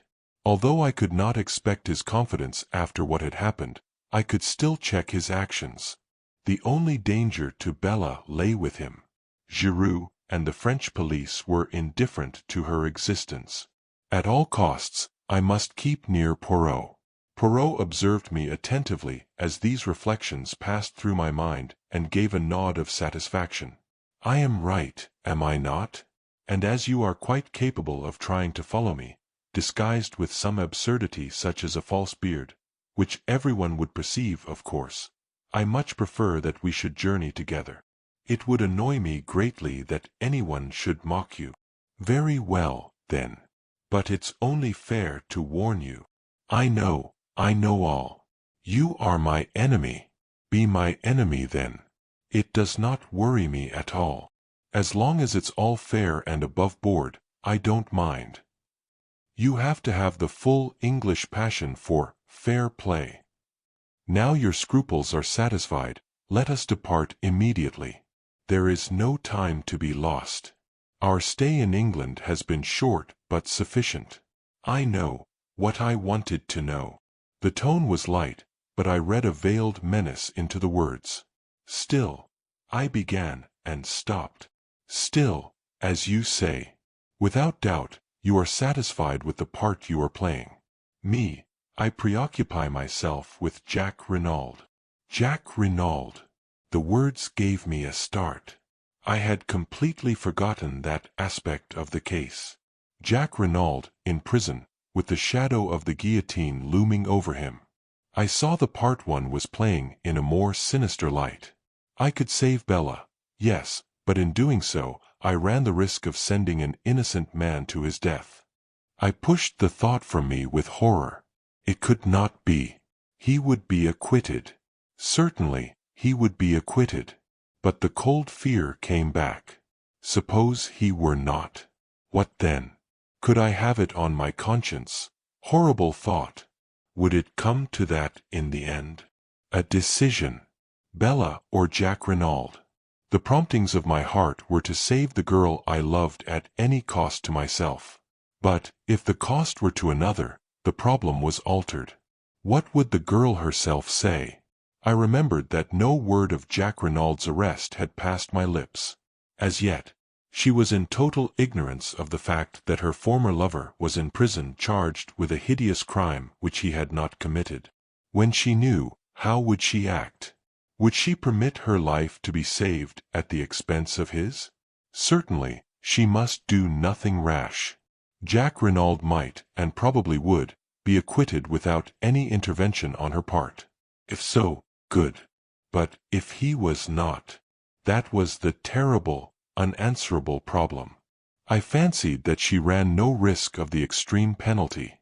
The circumstances of the crime were quite different in her case. She could plead jealousy and extreme provocation, and her youth and beauty would count for much. The fact that by a tragic mistake it was old Mr. Renauld, and not his son, who paid the penalty would not alter the motive of the crime. But in any case, however lenient the sentence of the court, it must mean a long term of imprisonment. No, Bella must be protected. And, at the same time, Jack Renauld must be saved. How this was to be accomplished, I did not see clearly. But I pinned my faith to Poirot. He knew. Come what might, he would manage to save an innocent man. He must find some pretext other than the real one. It might be difficult, but he would manage it somehow. And with Bella unsuspected and Jack Renauld acquitted, all would end satisfactorily. So I told myself repeatedly, but at the bottom of my heart, there still remained a cold fear. Chapter 24. Save him. We crossed from England by the evening boat, and the following morning saw us in Saint-Omer, where Jack Renauld had been taken. Poirot lost no time in visiting Monsieur Hottet. As he did not seem disposed to object to my accompanying him, I went along. After various formalities, we were conducted to the examining magistrate's room. He greeted us cordially. "I was told that you had returned to England, Monsieur Poirot. I am glad to find that such is not the case. It is true that I went there, Judge, but it was only for a flying visit. A side issue, but one that I fancied might repay investigation." "And it did, eh?" Poirot shrugged his shoulders. Monsieur Hottet nodded, sighing. "We must resign ourselves, I fear. That animal Giraud, his manners are abominable, but he is undoubtedly clever. Not much chance of that one making a mistake." "You think not, Judge?" It was the examining magistrate's turn to shrug his shoulders. "Well, speaking frankly, in confidence, of course, can you come to any other conclusion?" "Frankly, Judge, there seem to me to be many points that are obscure." "Such as—" But Poirot was not to be drawn. "I have not yet tabulated them," he remarked. It was a general reflection that I was making. I liked the young man, and should be sorry to believe him guilty of such a hideous crime. By the way, what has he to say for himself on the matter? The magistrate frowned. "I cannot understand him. He seems incapable of putting up any sort of defense. It has been most difficult to get him to answer questions. He contents himself with a general denial, and beyond that takes refuge in a most obstinate silence. I am interrogating him again tomorrow. Perhaps you would like to be present." We accepted the invitation with eagerness. "A distressing case," said the magistrate with a sigh. "My sympathy for Madame Renauld is profound." "How is Madame Renauld?" "She has not yet recovered consciousness. It is merciful in a way, poor woman. She is being spared much.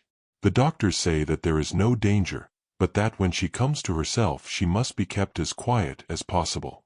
It was, I understand, quite as much the shock as the fall which caused her present state. It would be terrible if her brain became unhinged, but I should not wonder at all. No, really, not at all." Monsieur Hottet leaned back, shaking his head, with a sort of mournful enjoyment as he envisioned the gloomy prospect. He roused himself at length, and observed with a start, "That reminds me. I have here a letter for you, Monsieur Poirot. Let me see, where did I put it?" He proceeded to rummage amongst his papers. At last, he found the missive and handed it to Poirot. "It was sent under cover to me, in order that I might forward it to you," he explained. "But as you left no address, I could not do so." Poirot studied the letter curiously. It was addressed in a long, sloping, foreign hand, and the writing was decidedly a woman's. Poirot did not open it. Instead, he put it in his pocket and rose to his feet. "Until tomorrow then, Judge. Many thanks for your courtesy and amiability." "But not at all. I am always at your service. These young detectives of the school of Giraud, they are all alike, rude, sneering fellows. They do not realize that an examining magistrate of my experience is bound to have a certain discernment, a certain flair. In short, the politeness of the old school is infinitely more to my taste. Therefore, my dear friend, command me in any way you will. We know a thing or two, you and I." And laughing heartily, enchanted with himself and with us, Monsieur Hottet bade us adieu. I am sorry to have to record that Poirot's first remark to me, as we traversed the corridor was. "A famous old imbecile, that one. Of a stupidity to make pity." We were just leaving the building when we came face to face with Giraud, looking more dandified than ever, and thoroughly pleased with himself. "Aha! Monsieur Poirot," he cried airily. "You have returned from England, then?" "As you see," said Poirot. "The end of the case is not far off now, I fancy." "I agree with you, Monsieur Giraud." Poirot spoke in a subdued tone. His crestfallen manner seemed to delight the other. "Of all the milk-and-water criminals, not an idea of defending himself. It is extraordinary. So extraordinary that it gives one to think, does it not?" suggested Poirot mildly. But Giraud was not even listening. He twirled his cane amicably. "Well, good day, Monsieur Poirot. I am glad you're satisfied of young Renaud's guilt at last." "Pardon, but I am not in the least satisfied. Jack Renauld is innocent." Giraud stared for a moment, then burst out laughing, tapping his head significantly with the brief remark, "Crazy!" Poirot drew himself up. A dangerous light showed in his eyes. "Monsieur Giraud, throughout the case, your manner to me has been deliberately insulting. You need teaching a lesson. I am prepared to wager you 500 francs that I find the murderer of Monsieur Renauld before you do. Is it agreed?" Giraud stared helplessly at him and murmured again, "Crazy!" "Come now," urged Poirot. "Is it agreed? I have no wish to take your money from you. Make your mind easy. You will not." "Oh, well then, I agree. You speak of my manner to you being insulting. Well, once or twice, your manner has annoyed me." "I am enchanted to hear it," said Poirot. "Good morning, Monsieur Giraud. Come, Hastings." I said no word as we walked along the street. My heart was heavy. Poirot had displayed his intentions only too plainly. I doubted more than ever my powers of saving Bella from the consequences of her act. This unlucky encounter with Giraud had roused Poirot and put him on his mettle. Suddenly, I felt a hand laid on my shoulder and turned to face Gabriel Stoner. We stopped and greeted him, and he proposed strolling with us back to our hotel. "And what are you doing here, Monsieur Stoner?" inquired Poirot. "One must stand by one's friends," replied the other dryly, "especially when they are unjustly accused." "Then you do not believe that Jack Renauld committed the crime?" I asked eagerly. "Certainly, I don't. I know the lad. I admit that there have been one or two things in this business that have staggered me completely, but nonetheless, in spite of his foolish way of taking it, I'll never believe that Jack Renauld is a murderer." My heart warmed to the secretary. His words seemed to lift a secret weight from my heart. "I have no doubt that many people feel as you do," I exclaimed. "There is really absurdly little evidence against him. I should say that there was no doubt of his acquittal, no doubt whatever." But Stoner hardly responded as I could have wished. "I'd give a lot to think as you do," he said gravely. He turned to Poirot. "What's your opinion, monsieur?" "I think that things look very black against him," said Poirot quietly. "You believe him guilty?" said Stoner sharply. "No. But I think he will find it hard to prove his innocence." "He's behaving so damned queerly," muttered Stoner. "Of course, I realize that there's a lot more in this affair than meets the eye.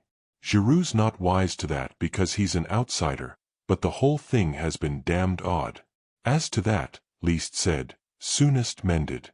If Mrs. Renauld wants to hush anything up, I'll take my cue from her. It's her show, and I've too much respect for her judgment to shove my oar in, but I can't get behind this attitude of Jack's. Anyone would think he wanted to be thought guilty." "But it's absurd," I cried, bursting in. "For one thing, the dagger." I paused, uncertain as to how much Poirot would wish me to reveal. I continued, choosing my words carefully. We know that the dagger could not have been in Jack Renaud's possession that evening. Mrs. Renauld knows that. True, said Stoner. When she recovers, she will doubtless say all this and more. Well, I must be leaving you. One moment. Poirot's hand arrested his departure. Can you arrange for word to be sent to me at once should Madame Renauld recover consciousness? Certainly. That's easily done. That point about the dagger is good, Poirot, I urged as we went upstairs. I couldn't speak very plainly before Stoner. That was quite right of you. We might as well keep the knowledge to ourselves as long as we can. As to the dagger, your point hardly helps Jack Renauld. You remember that I was absent for an hour this morning, before we started from London? Yes. Well, I was employed in trying to find the firm Jack Renauld employed to convert his souvenirs. It was not very difficult. Well, Hastings, they made to his order not 2 paper knives, but 3. So that, after giving one to his mother, and one to Bella Devine, there was a third which he doubtless retained for his own use. No, Hastings, I fear the dagger question will not help us to save him from the guillotine. It won't come to that, I cried, stung. Poirot shook his head uncertainly. You will save him, I cried positively. Poirot glanced at me dryly. Have you not rendered it impossible, my friend? Some other way, I muttered. Ah, heavens! But it is miracles you ask from me. No, say no more. Let us instead see what is in this letter. And he drew out the envelope from his breast pocket. His face contracted as he read. Then he handed the one flimsy sheet to me. There are other women in the world who suffer, Hastings. The writing was blurred, and the note had evidently been written in great agitation. Dear Monsieur Poirot, if you get this, I beg of you to come to my aid. I have no one to turn to, and at all costs Jack must be saved. I implore of you on my knees to help us. Martha d'Abreuil. I handed it back, moved. You will go. At once. We will order a car. Half an hour later saw us at the Villa Marguerite. Martha was at the door to meet us and led Poirot in, clinging with both hands to one of his. Ah, you have come, it is good of you. I have been in despair, not knowing what to do. They will not let me go to see him in prison even. I suffer horribly, I am nearly mad. Is it true what they say, that he does not deny the crime? But that is madness. It is impossible that he should have done it. Never for 1 minute will I believe it. Neither do I believe it, mademoiselle, said Poirot gently. But then why does he not speak? I do not understand. Perhaps because he is screening someone, suggested Poirot, watching her. Martha frowned. Screening someone? Do you mean his mother? Ah, from the beginning, I have suspected her. Who inherits all that vast fortune? She does. It is easy to wear widow's weeds and play the hypocrite. And they say that when he was arrested she fell down, like that. She made a dramatic gesture. And without doubt, Monsieur Stoner, the secretary, he helped her. They are thick as thieves, those two. It is true she is older than he, but what do men care, if a woman is rich? There was a hint of bitterness in her tone. Stoner was in England, I put in. He says so, but who knows? Mademoiselle, said Poirot quietly, if we are to work together, you and I, we must have things clear. First, I will ask you a question. Yes, monsieur. Are you aware of your mother's real name? Martha looked at him for a minute, then, letting her head fall forward on her arms, she burst into tears.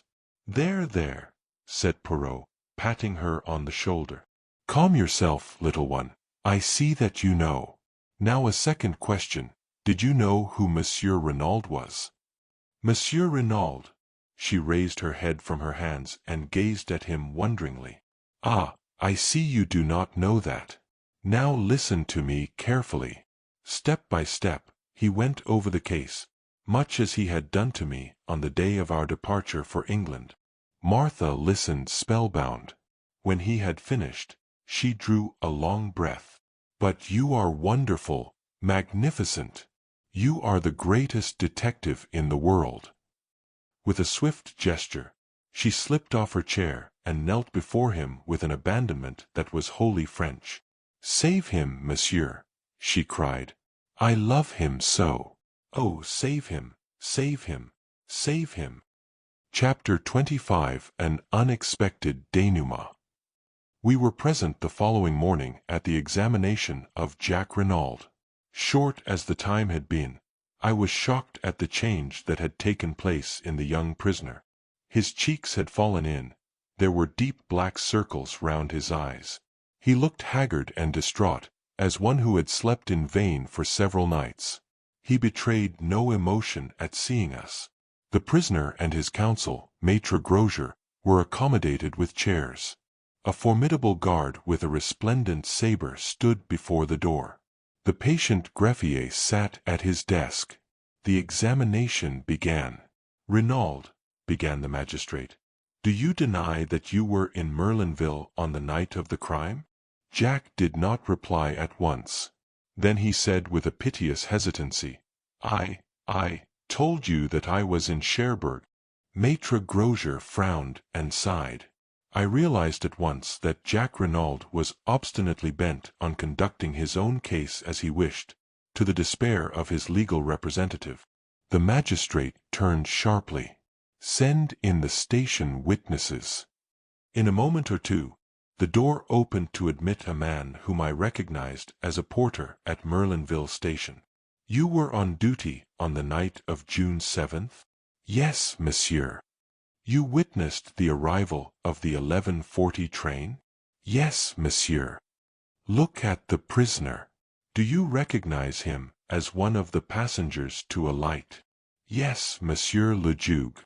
"There is no possibility of your being mistaken?" "No, monsieur. I knew Monsieur Jack Renauld well." "Nor of your being mistaken as to the date?" "No, monsieur. Because it was the following morning, June 8th, that we heard of the murder." Another railway official was brought in and confirmed the first one's evidence. The magistrate looked at Jack Renauld.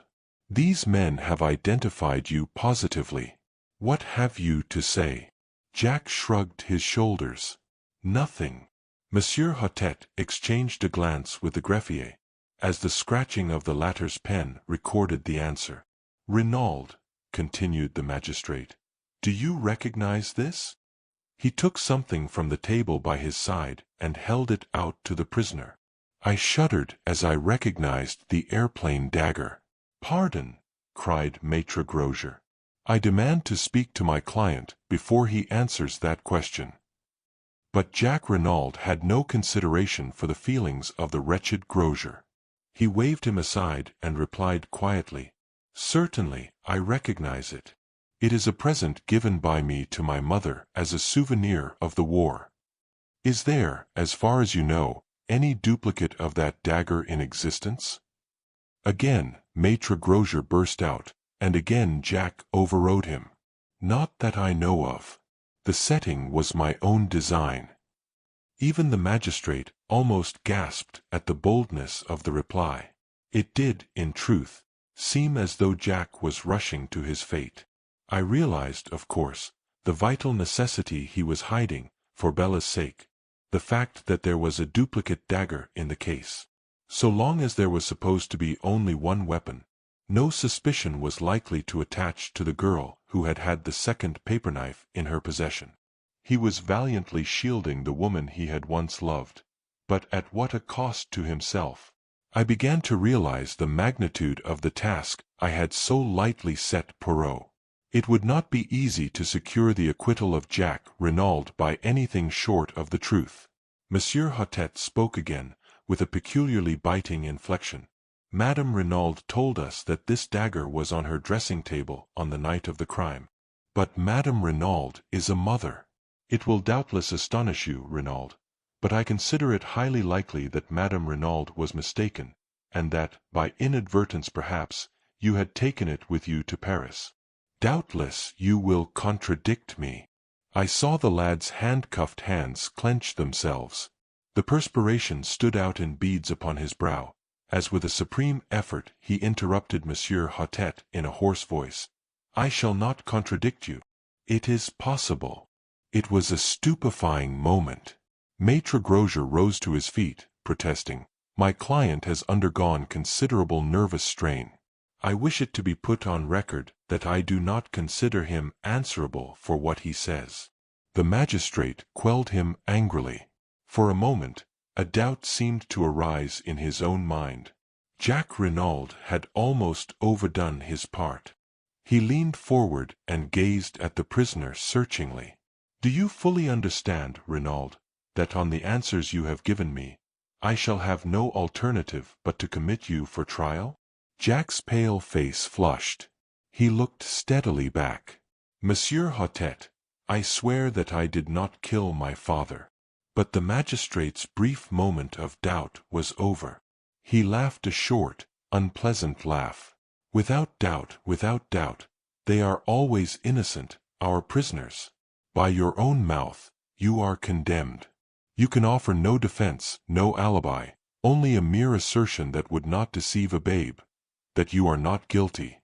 You killed your father, Renauld, a cruel and cowardly murder, for the sake of money which you believed would come to you at his death. Your mother was an accessory after the fact. Doubtless, in view of the fact that she acted as a mother, the courts will extend an indulgence to her that they will not accord to you. And rightly so. Your crime was a horrible one, to be held in abhorrence by gods and men.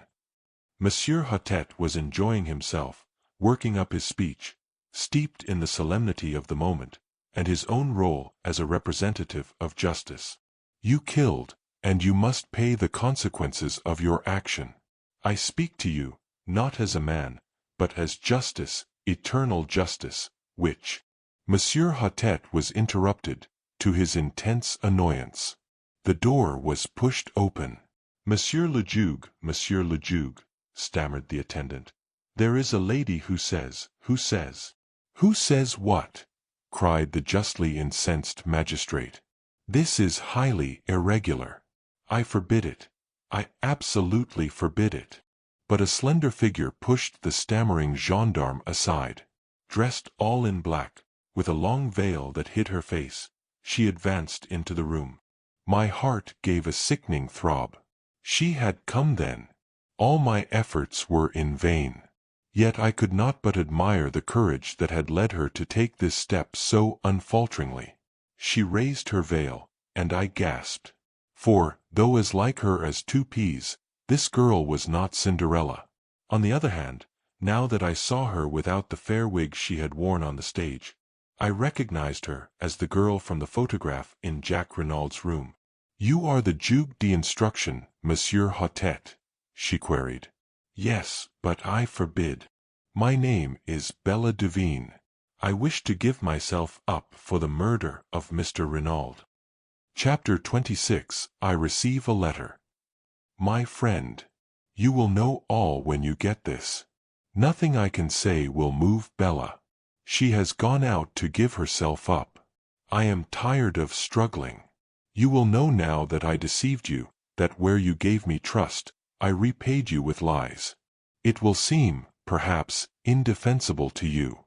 But I would like, before I go out of your life forever, to show you just how it all came about. If I knew that you forgave me, it would make life easier for me. It wasn't for myself I did it. That's the only thing I can put forward to say for myself. I'll begin from the day I met you in the boat train from Paris. I was uneasy then about Bella. She was desperate about Jacques Renauld. She would have lain down on the ground for him to walk on. When he began to change and to stop writing so often, she began getting in a state. She got it into her head that he was keen on another girl, and of course, as it turned out afterward, she was quite right there. She had made up her mind to go to their villa at Merlinville and try to see Jack. She knew I was against it and tried to give me the slip. I found she was not on the train at Calais, and determined I would not go on to England without her. I had an uneasy feeling that something awful was going to happen if I couldn't prevent it. I met the next train from Paris. She was on it and set upon going out then and there to Merlinville. I argued with her for all I was worth, but it wasn't any good. She was all strung up and set upon having her own way. Well, I washed my hands of it. I had done all I could. It was getting late. I went to a hotel, and Bella started for Merlinville. I still couldn't shake off my feeling of what the books call impending disaster. The next day came, but no Bella. She had made a date with me to meet at the hotel, but she didn't keep it. No sign of her all day. I got more and more anxious. Then came an evening paper with the news. It was awful. I couldn't be sure, of course, but I was terribly afraid. I figured out that Bella had met Papa Renauld and told him about her and Jack, and that he had insulted her or something like that. We have both got terribly quick tempers. Then all the masked foreigner business came out, and I began to feel more at ease. But it still worried me that Bella hadn't kept her date with me. By the next morning, I was so rattled that I just had to go and see what I could. First thing, I ran up against you. You know all that. When I saw the dead man, looking so like Jack, and wearing Jack's fancy overcoat, I knew. And there was the identical paper knife, wicked little thing, that Jack had given Bella. 10 to 1, it had her fingerprints on it. I can't hope to explain to you the sort of helpless horror of that moment. I only saw one thing clearly. I must get hold of that dagger and get right away with it before they found out it was gone. I pretended to faint, and whilst you were away getting water, I took the thing and hid it away in my dress. I told you that I was staying at the Hotel du Fer, but of course, really, I made a beeline back to Calais and then on to England by the first boat. When we were in mid-channel, I dropped that little devil of a dagger into the sea. Then I felt I could breathe again. Bella was at our digs in London. She looked like nothing on God's earth. I told her what I had done, and that she was pretty safe for the time being. She stared at me and then began laughing. Laughing. Laughing. It was horrible to hear her. I felt that the best thing to do was to keep busy. She would go mad if she had time to brood on what she had done. Luckily, we got engaged at once. And then, I saw you and your friend watching us that night. I was frantic. You must suspect, or you wouldn't have tracked us down. I had to know the worst, so I followed you. I was desperate. And then, before I had had time to say anything, I tumbled to it that it was me you suspected, not Bella. Or at least that you thought I was Bella since I had stolen the dagger. I wish, honey, that you could see back into my mind at that moment. You would forgive me, perhaps. I was so frightened, and muddled, and desperate. All I could get clearly was that you would try and save me. I didn't know whether you would be willing to save her. I thought very likely not. It wasn't the same thing. And I couldn't risk it. Bella's my twin. I had got to do the best for her. So I went on lying. I felt mean. I feel mean still. That's all. Enough too, you will say, I expect. I ought to have trusted you. If I had. As soon as the news was in the paper that Jack Renauld had been arrested, it was all up. Bella wouldn't even wait to see how things went. I'm very tired. I can't write any more. She had begun to sign herself Cinderella, but had crossed that out and written instead, Dulcie Divine. It was an ill-written, blurred epistle, but I have kept it to this day. Poirot was with me when I read it. The sheets fell from my hand, and I looked across at him. Did you know all the time that it was the other? Yes, my friend. Why did you not tell me?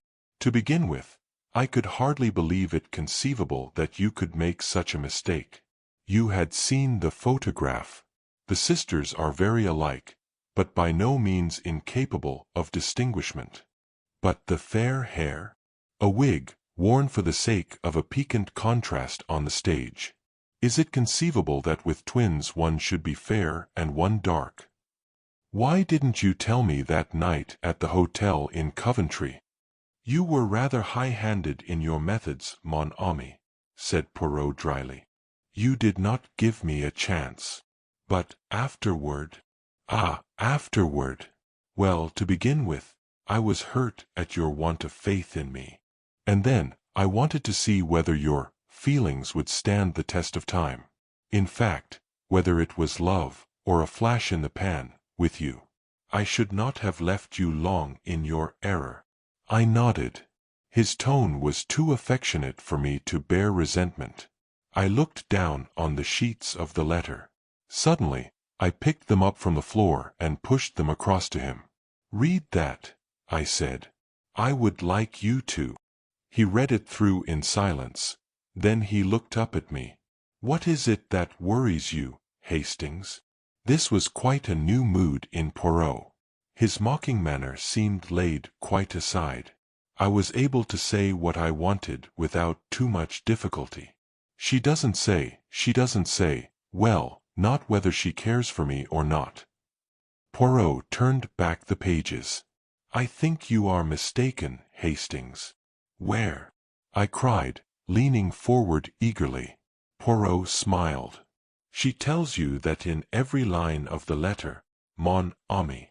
But where am I to find her? There's no address on the letter. There's a French stamp, that's all. Excite yourself not. Leave it to Papa Poirot. I can find her for you as soon as I have 5 little minutes. Chapter 27. Jacques Renaud's Story. Congratulations, Monsieur Jacques, said Poirot, wringing the lad warmly by the hand. Young Renauld had come to us as soon as he was liberated, before starting for Merlinville to rejoin Martha and his mother.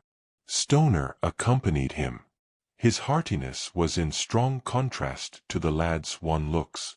It was plain that the boy was on the verge of a nervous breakdown.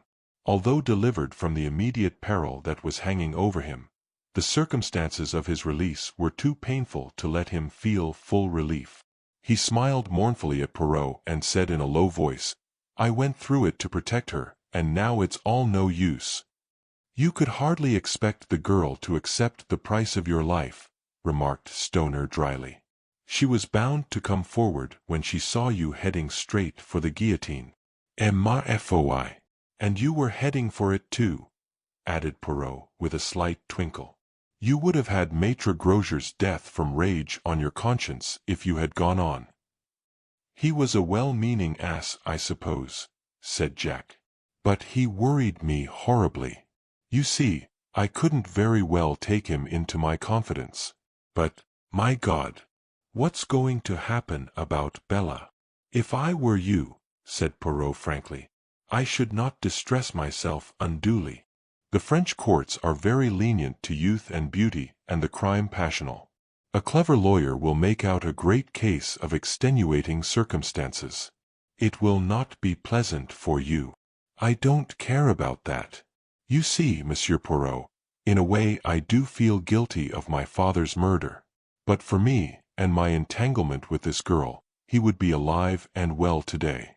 And then my cursed carelessness in taking away the wrong overcoat. I can't help feeling responsible for his death. It will haunt me forever. No, no, I said soothingly. Of course it's horrible to me to think that Bella killed my father, resumed Jack, but I had treated her shamefully. After I met Martha and realized I had made a mistake, I ought to have written and told her so honestly.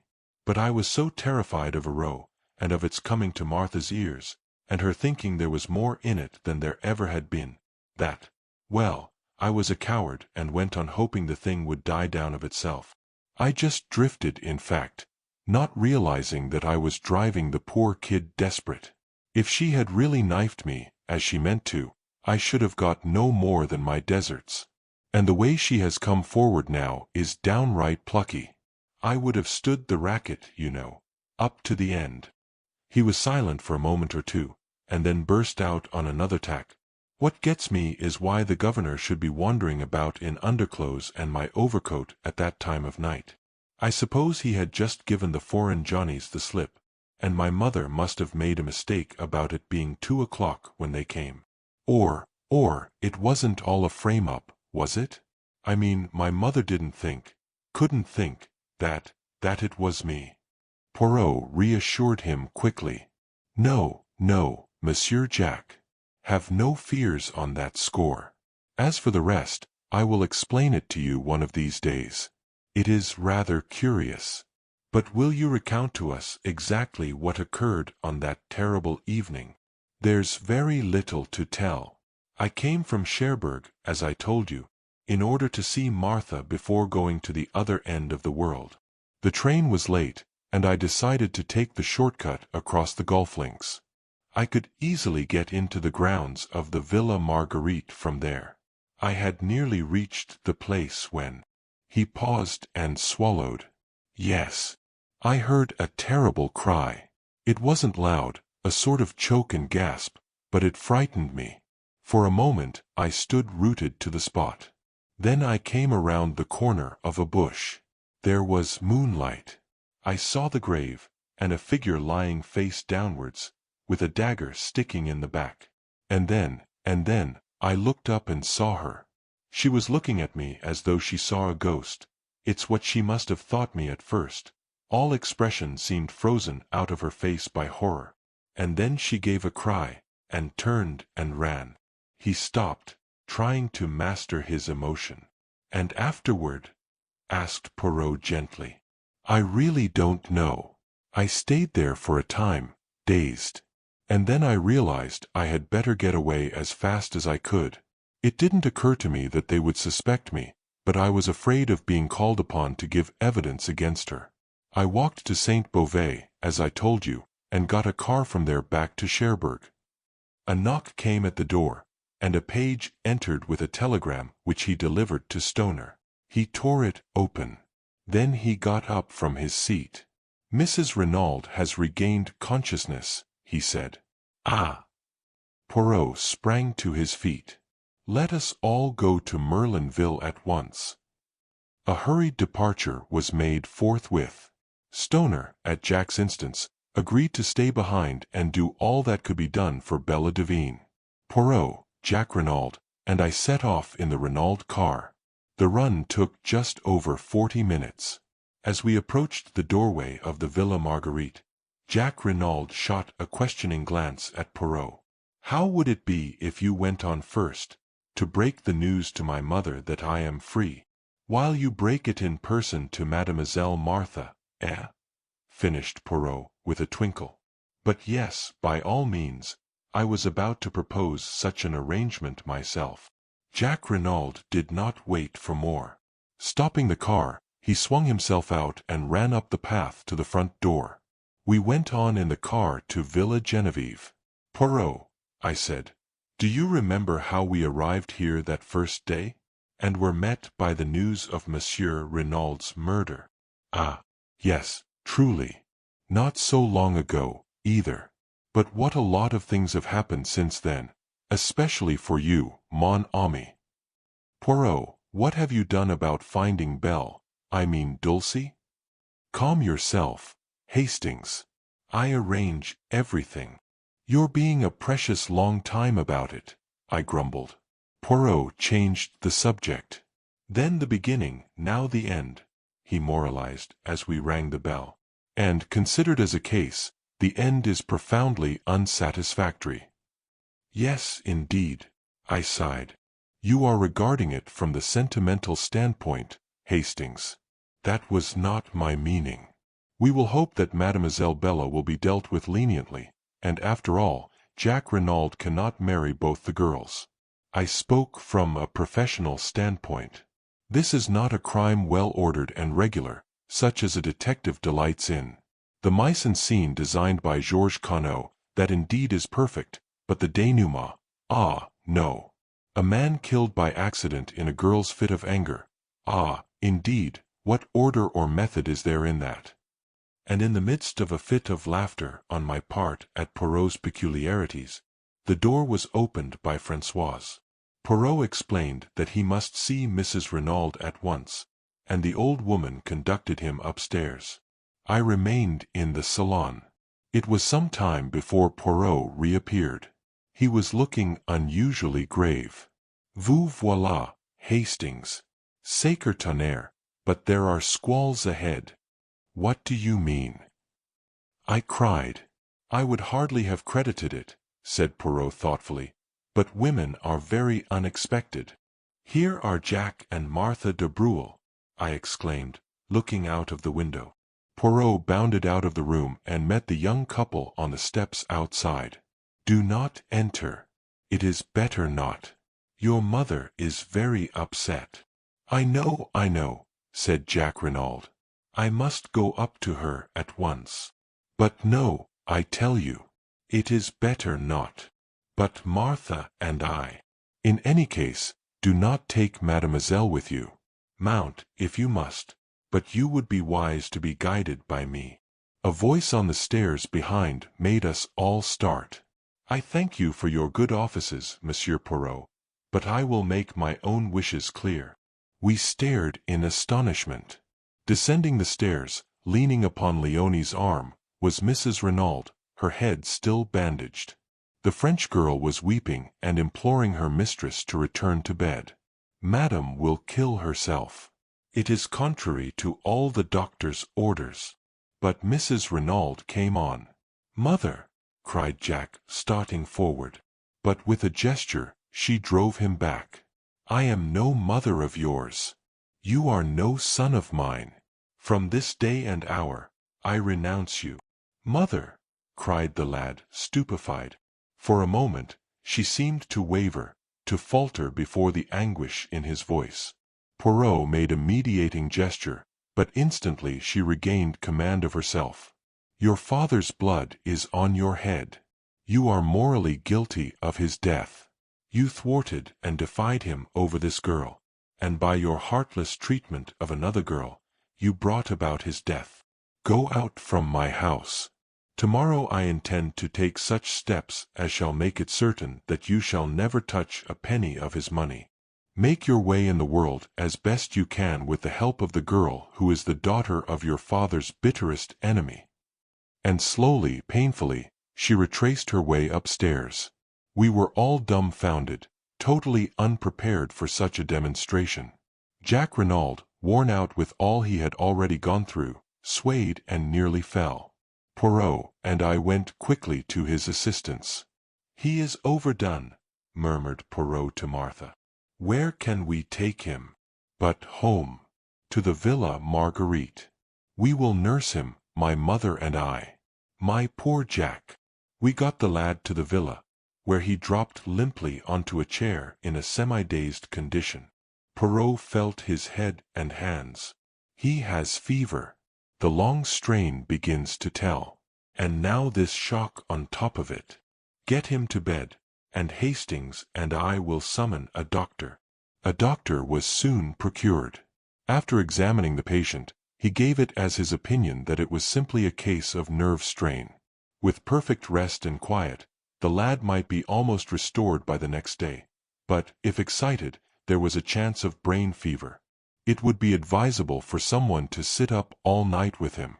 Finally, having done all we could, we left him in the charge of Martha and her mother and set out for the town. It was past our usual hour of dining, and we were both famished. The first restaurant we came to assuage the pangs of hunger with an excellent omelette and an equally excellent entrecôte to follow. "And now for quarters for the night," said Poirot, when at length Café Noir had completed the meal. "Shall we try our old friend, the Hôtel de Bains?" We traced our steps there without more ado. Yes, Messrs could be accommodated with 2 good rooms overlooking the sea. Then Poirot asked a question which surprised me. "Has an English lady, Miss Robinson, arrived?" "Yes, monsieur. She is in the little salon." "Ah!" "Poirot," I cried, keeping pace with him as he walked along the corridor. "Who on earth is Miss Robinson?" Poirot beamed kindly on me. "It is that I have arranged you a marriage, Hastings. But, I say—" "Bah!" said Poirot, giving me a friendly push over the threshold of the door. "Do you think I wish to trumpet aloud in Merlinville the name of Duveen?" It was indeed Cinderella who rose to greet us. I took her hands in both of mine. My eyes said the rest. Poirot cleared his throat. "Mes enfants," he said, "for the moment we have no time for sentiment. There is work ahead of us. Mademoiselle, were you able to do what I asked you?" In response, Cinderella took from her bag an object wrapped up in paper and handed it silently to Poirot. The latter unwrapped it. I gave a start, for it was the airplane dagger which I understood she had cast into the sea. Strange, how reluctant women always are to destroy the most compromising of objects and documents. "Très bien, mon enfant," said Poirot. "I am pleased with you. Go now and rest yourself. Hastings here and I have work to do. You shall see him tomorrow." "Where are you going?" asked the girl, her eyes widening. "You shall hear all about it tomorrow. Because wherever you're going, I'm coming too." "But mademoiselle—" "I'm coming too, I tell you." Poirot realized that it was futile to argue further. He gave in. "Come then, mademoiselle. But it will not be amusing. In all probability, nothing will happen." The girl made no reply. 20 minutes later, we set forth. It was quite dark now, a close, oppressive evening. Poirot led the way out of the town in the direction of the Villa Genevieve. But when he reached the Villa Marguerite, he paused. "I would like to assure myself that all goes well with Jack Renauld. Come with me, Hastings. Mademoiselle will perhaps remain outside. Madame de Breuil might say something which would wound her."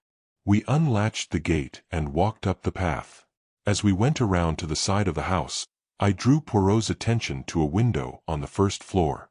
Thrown sharply on the blind was the profile of Martha de Breuil. "Ah," said Poirot. "I figure to myself that that is the room where we shall find Jack Renauld." Madame de Breuil opened the door to us.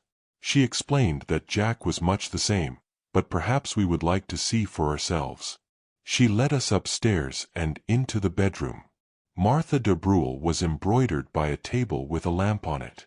She put her finger to her lips as we entered. Jack Renauld was sleeping an uneasy, fitful sleep, his head turning from side to side, and his face still unduly flushed. "Is the doctor coming again?" asked Poirot in a whisper. "Not unless we send.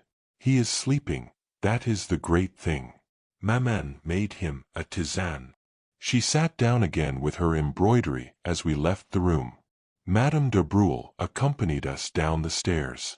Since I had learned of her past history, I viewed this woman with increased interest. She stood there with her eyes cast down, the same very faint, enigmatical smile that I remembered on her lips. And suddenly I felt afraid of her, as one might feel afraid of a beautiful poisonous snake. "I hope we have not deranged you, madam," said Poirot politely as she opened the door for us to pass out. "Not at all, monsieur." "By the way," said Poirot, as though struck by an afterthought, "Monsieur Stoner has not been in Merlinville today, has he?" I could not at all fathom the point of this question, which I well knew to be meaningless as far as Poirot was concerned. Madame de Breuil replied quite composedly, "Not that I know of." "He has not had an interview with Mrs. Renauld?" "How should I know that, monsieur?" "True," said Poirot. "I thought you might have seen him coming or going, that is all. Good night, madam." "Why," I began. "No whys, Hastings. There will be time for that later." We rejoined Cinderella and made our way rapidly in the direction of the Villa Genevieve. Poirot looked over his shoulder once at the lighted window and the profile of Martha as she bent over her work. "He is being guarded at all events," he muttered. Arriving at the Villa Genevieve, Poirot took up his stand behind some bushes to the left of the drive, where, whilst enjoying a good view ourselves, we were completely hidden from sight. The villa itself was in total darkness. Everybody was without doubt in bed and asleep. We were almost immediately under the window of Mrs. Renauld's bedroom, which window, I noticed, was open. It seemed to me that it was upon this spot that Poirot's eyes were fixed. "What are we going to do?" I whispered. "Watch. But I do not expect anything to happen for at least an hour, probably 2 hours, but his words were interrupted by a long, thin, drawn cry. "Help!" A light flashed up in the second-floor room on the right-hand side of the house. The cry came from there. And even as we watched, there came a shadow on the blind as two people struggled. "Mille tonnerres!" cried Poirot. "She must have changed her room." Dashing forward, he battered wildly on the front door. Then, rushing to the tree in the flower-bed, he swarmed up it with the agility of a cat. I followed him, as with a bound, he sprang in through the open window. Looking over my shoulder, I saw Dulcie reaching the branch behind me. "Take care," I exclaimed. "Take care of your grandmother," retorted the girl. "This is child's play to me." Poirot had rushed through the empty room and was pounding on the door leading into the corridor. "Locked and bolted on the outside," he growled, "and it will take time to burst it open." The cries for help were getting noticeably fainter. I saw despair in Poirot's eyes. He and I together put our shoulders to the door. Cinderella's voice, calm and dispassionate, came from the window. "You'll be too late. I guess I'm the only one who can do anything." Before I could move a hand to stop her, she appeared to leap upward into space. I rushed and looked out. To my horror, I saw her hanging by her hands from the roof, propelling herself along by jerks in the direction of the lighted window. "Good heavens! She'll be killed," I cried. "You forget. She's a professional acrobat, Hastings. It was the providence of the good God that made her insist on coming with us tonight. I only pray that she may be in time." "Ah!" A cry of absolute terror floated out onto the night as the girl disappeared through the right-hand window. Then in Cinderella's clear tones came the words, "No, you don't. I've got you, and my wrists are just like steel." At the same moment, the door of our prison was opened cautiously by Françoise. Poirot brushed her aside unceremoniously and rushed down the passage to where the other maids were grouped around the further door. "It's locked on the inside, monsieur." There was the sound of a heavy fall within. After a moment or two, the key turned, and the door swung slowly open. Cinderella, very pale, beckoned us in. "She is safe?" demanded Poirot. "Yes, I was just in time."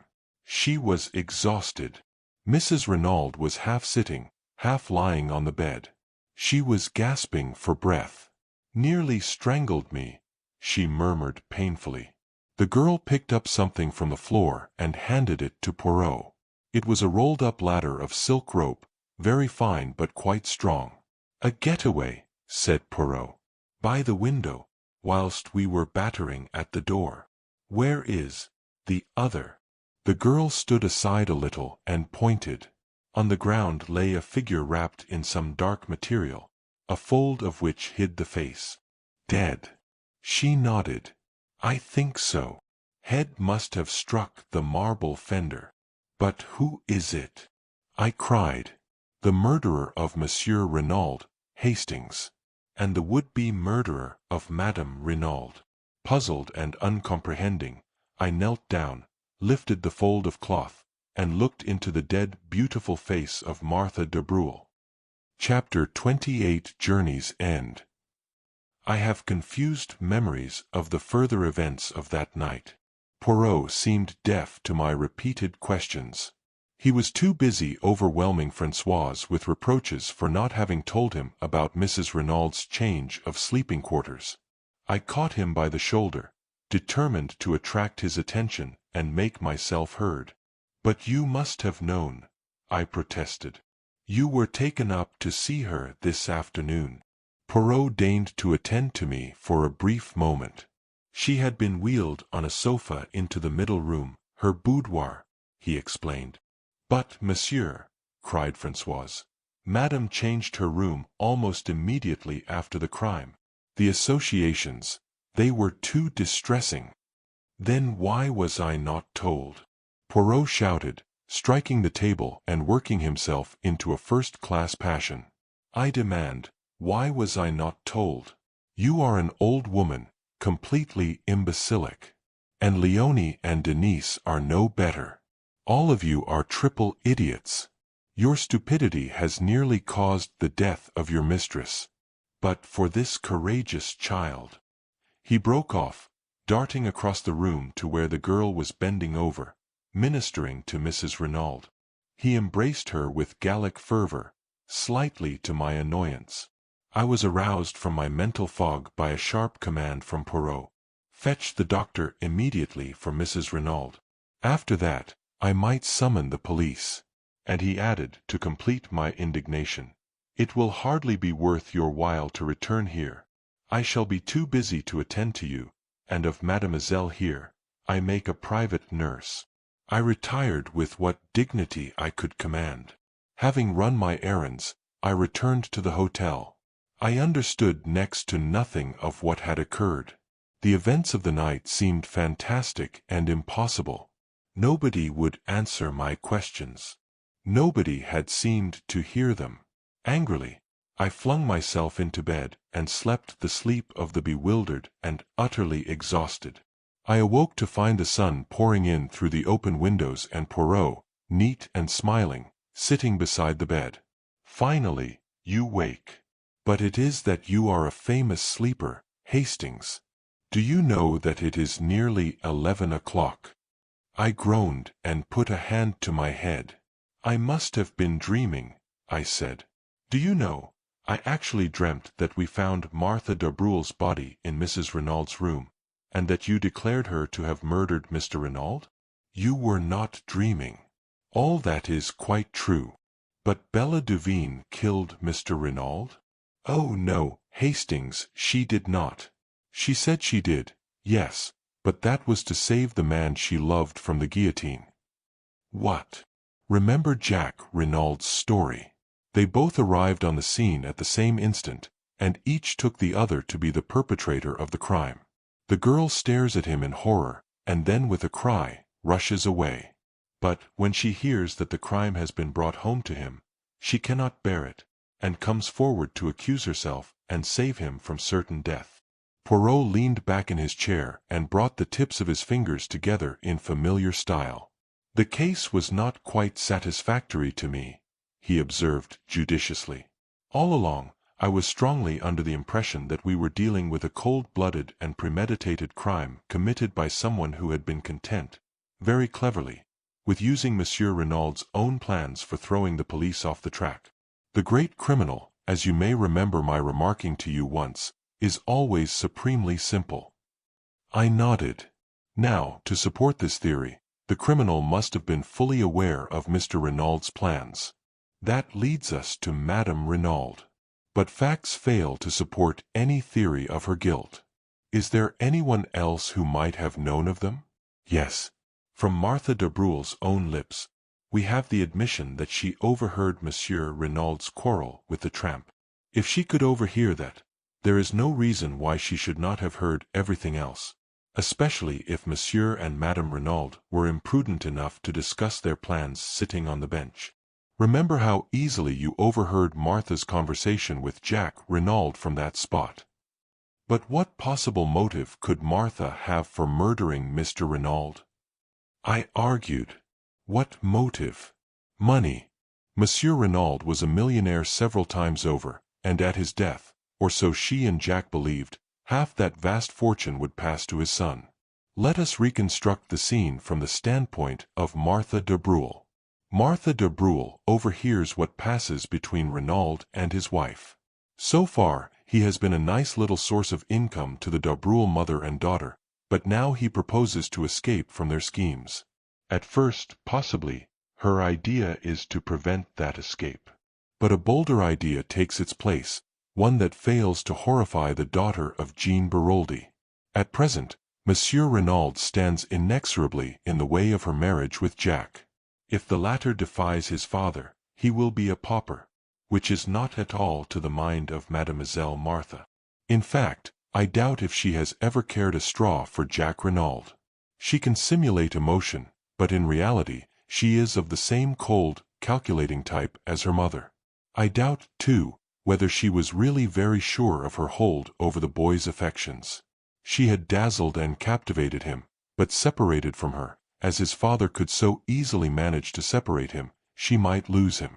But with Monsieur Renauld dead, and Jack the heir to half his millions, the marriage can take place at once, and at a stroke, she will attain wealth, not the beggarly thousands that have been extracted from him so far.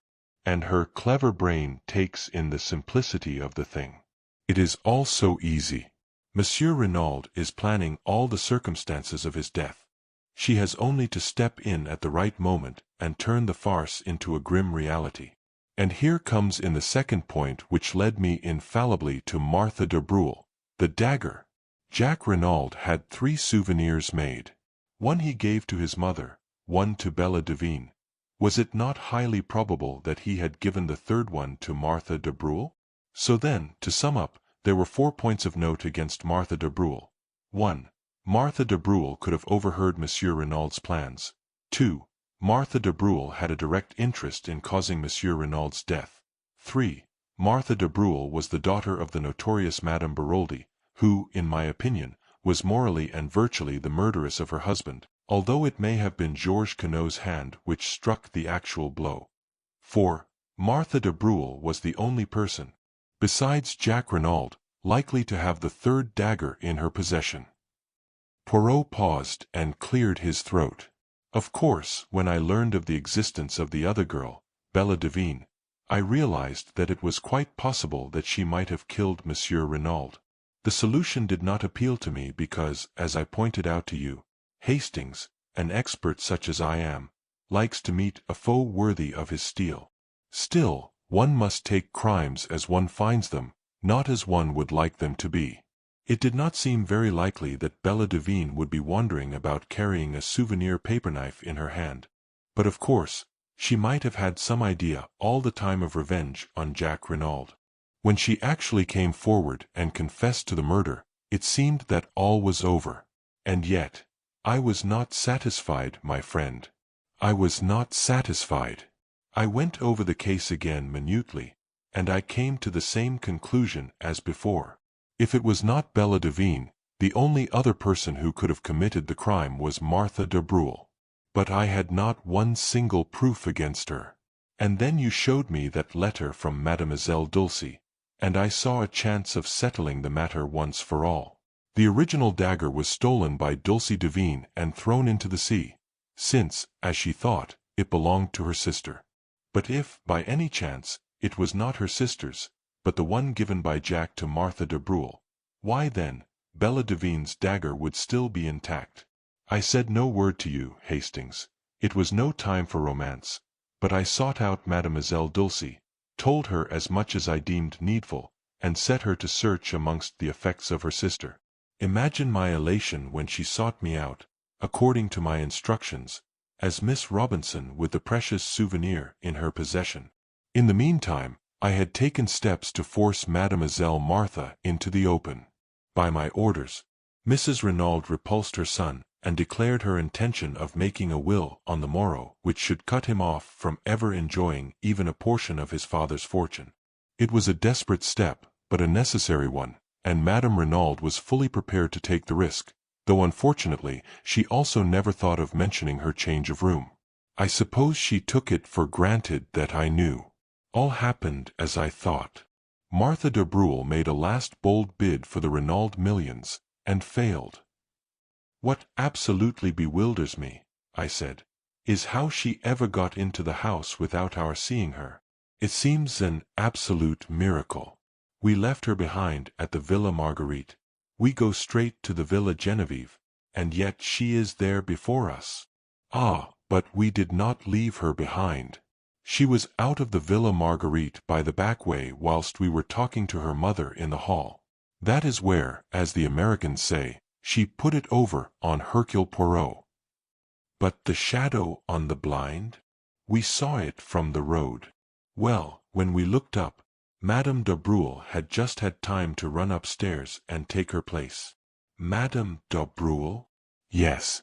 One is old, and one is young, one dark, and one fair, but, for the purpose of a silhouette on a blind, their profiles are singularly alike. Even I did not suspect, triple imbecile that I was. I thought I had plenty of time before me, that she would not try to gain admission to the villa until much later. She had brains, that beautiful Mademoiselle Martha, and her object was to murder Mrs. Renauld? Yes. The whole fortune would then pass to her son. But it would have been suicide, my friend. On the floor by Martha de Breuil's body, I found a pad, a little bottle of chloroform, and a hypodermic syringe containing a fatal dose of morphine. You understand. The chloroform first, then when the victim is unconscious, the prick of the needle. By the morning, the smell of the chloroform has quite disappeared, and the syringe lies where it has fallen from Madame Renauld's hand. What would he say, the excellent Monsieur Hotet? Poor woman! What did I tell you? The shock of joy, it was too much on top of the rest. Did I not say that I should not be surprised if her brain became unhinged? Altogether a most tragic case, the Renauld case. However, Hastings, things did not go quite as Mademoiselle Martha had planned. To begin with, Madame Renauld was awake and waiting for her. There is a struggle. But Madame Renauld is terribly weak still. There is a last chance for Martha de Breuil. The idea of suicide is at an end, but if she can silence Madame Renauld with her strong hands, make a getaway with her little silk ladder whilst we are still battering on the inside of the further door, and be back at the Villa Marguerite before we return there, it will be hard to prove anything against her. But she was checkmated, not by Hercule Poirot, but by the little acrobat with her wrists of steel. I mused over the whole story. When did you first begin to suspect Martha de Breuil, Poirot? When she told us she had overheard the quarrel in the garden. Poirot smiled. My friend, do you remember when we drove into Merlinville that first day? And the beautiful girl we saw standing at the gate? You asked me if I had not noticed a young goddess, and I replied to you that I had seen only a girl with anxious eyes. That is how I have thought of Martha de Breuil from the beginning. The girl with the anxious eyes. Why was she anxious? Not on Jack Renauld's behalf, for she did not know then that he had been in Merlinville the previous evening. By the way, I exclaimed, how is Jack Renauld? Much better. He is still at the Villa Marguerite. But Madame de Breuil has disappeared. The police are looking for her. Was she in with her daughter, do you think? We shall never know. Madame is a lady who can keep her secrets, and I doubt very much if the police will ever find her. Has Jack Renauld been told? Not yet. It will be a terrible shock to him. Naturally.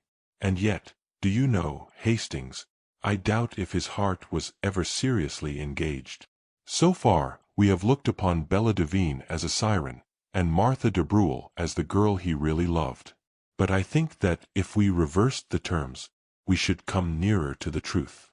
Martha de Breuil was very beautiful. She set herself to fascinate Jack, and she succeeded, but remember his curious reluctance to break with the other girl. And see how he was willing to go to the guillotine rather than implicate her. I have a little idea that when he learns the truth, he will be horrified, revolted, and his false love will wither away. What about Giraud? He has a nervous breakdown, that one. He has been obliged to return to Paris. We both smiled. Poirot proved a fairly true prophet. When at length the doctor pronounced Jack Renauld strong enough to hear the truth, it was Poirot who broke it to him. The shock was indeed terrific. Yet Jack rallied better than I could have supposed possible. His mother's devotion helped him to live through those difficult days. The mother and son were inseparable now. There was a further revelation to come. Poirot had acquainted Mrs. Renauld with the fact that he knew her secret, and had represented to her that Jack should not be left in ignorance of his father's past. To hide the truth, it never helps, madam. Be brave, and tell him everything.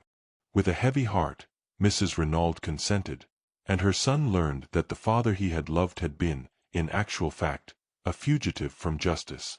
A halting question was promptly answered by Poirot. Reassure yourself, Monsieur Jack. The world knows nothing. As far as I can see, there is no obligation for me to take the police into my confidence. Throughout the case, I have acted, not for them, but for your father. Justice overtook him at last, but no one need ever know that he and Georges Conneau were one and the same. There were, of course, various points in the case that remained puzzling to the police, but Poirot explained things in such a plausible fashion that all queries about them were gradually stilled. Shortly after we got back to London, I noticed a magnificent model of a foxhound adorning Poirot's mantelpiece. In answer to my inquiring glance, Poirot nodded. But yes, I got my 500 francs. Is he not a splendid fellow? I call him Giraud.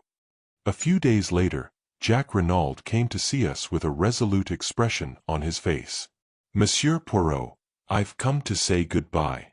I'm sailing for South America almost immediately. My father had large interests over the continent, and I mean to start a new life out there. You go alone, Monsieur Jack. My mother comes with me, and I shall keep Stoner on as my secretary. He likes out-of-the-way parts of the world. No one else goes with you. Jack flushed. You mean? A girl who loves you very dearly, who has been willing to lay down her life for you. How could I ask her? Muttered the boy. After all that has happened, could I go to her and... Oh, what sort of a lame story could I tell? Women, they have a wonderful genius for manufacturing crutches for stories like that. Yes, but I've been such a damned fool. So have all of us, at one time and another, observed Poirot philosophically. But Jack's face had hardened. There's something else. I'm my father's son.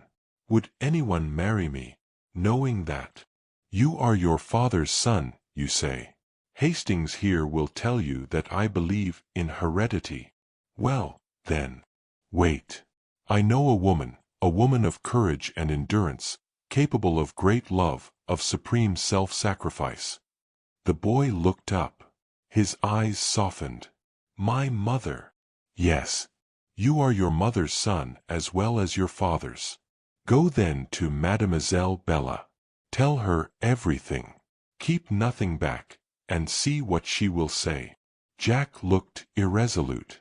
Go to her as a boy no longer, but a man bowed by the fate of the past and the fate of today, but looking forward to a new and wonderful life.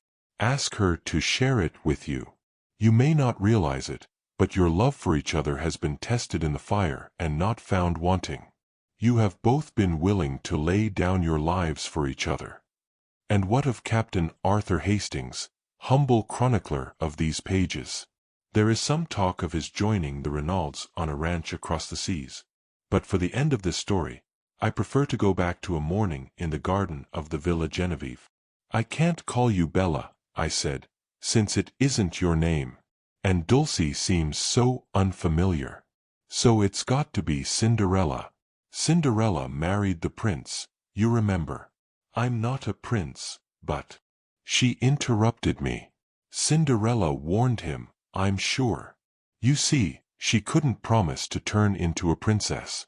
She was only a little scullion, after all. It's the prince's turn to interrupt. I interjected. Do you know what he said? No. Hell, said the prince, and kissed her. And I suited the action to the word.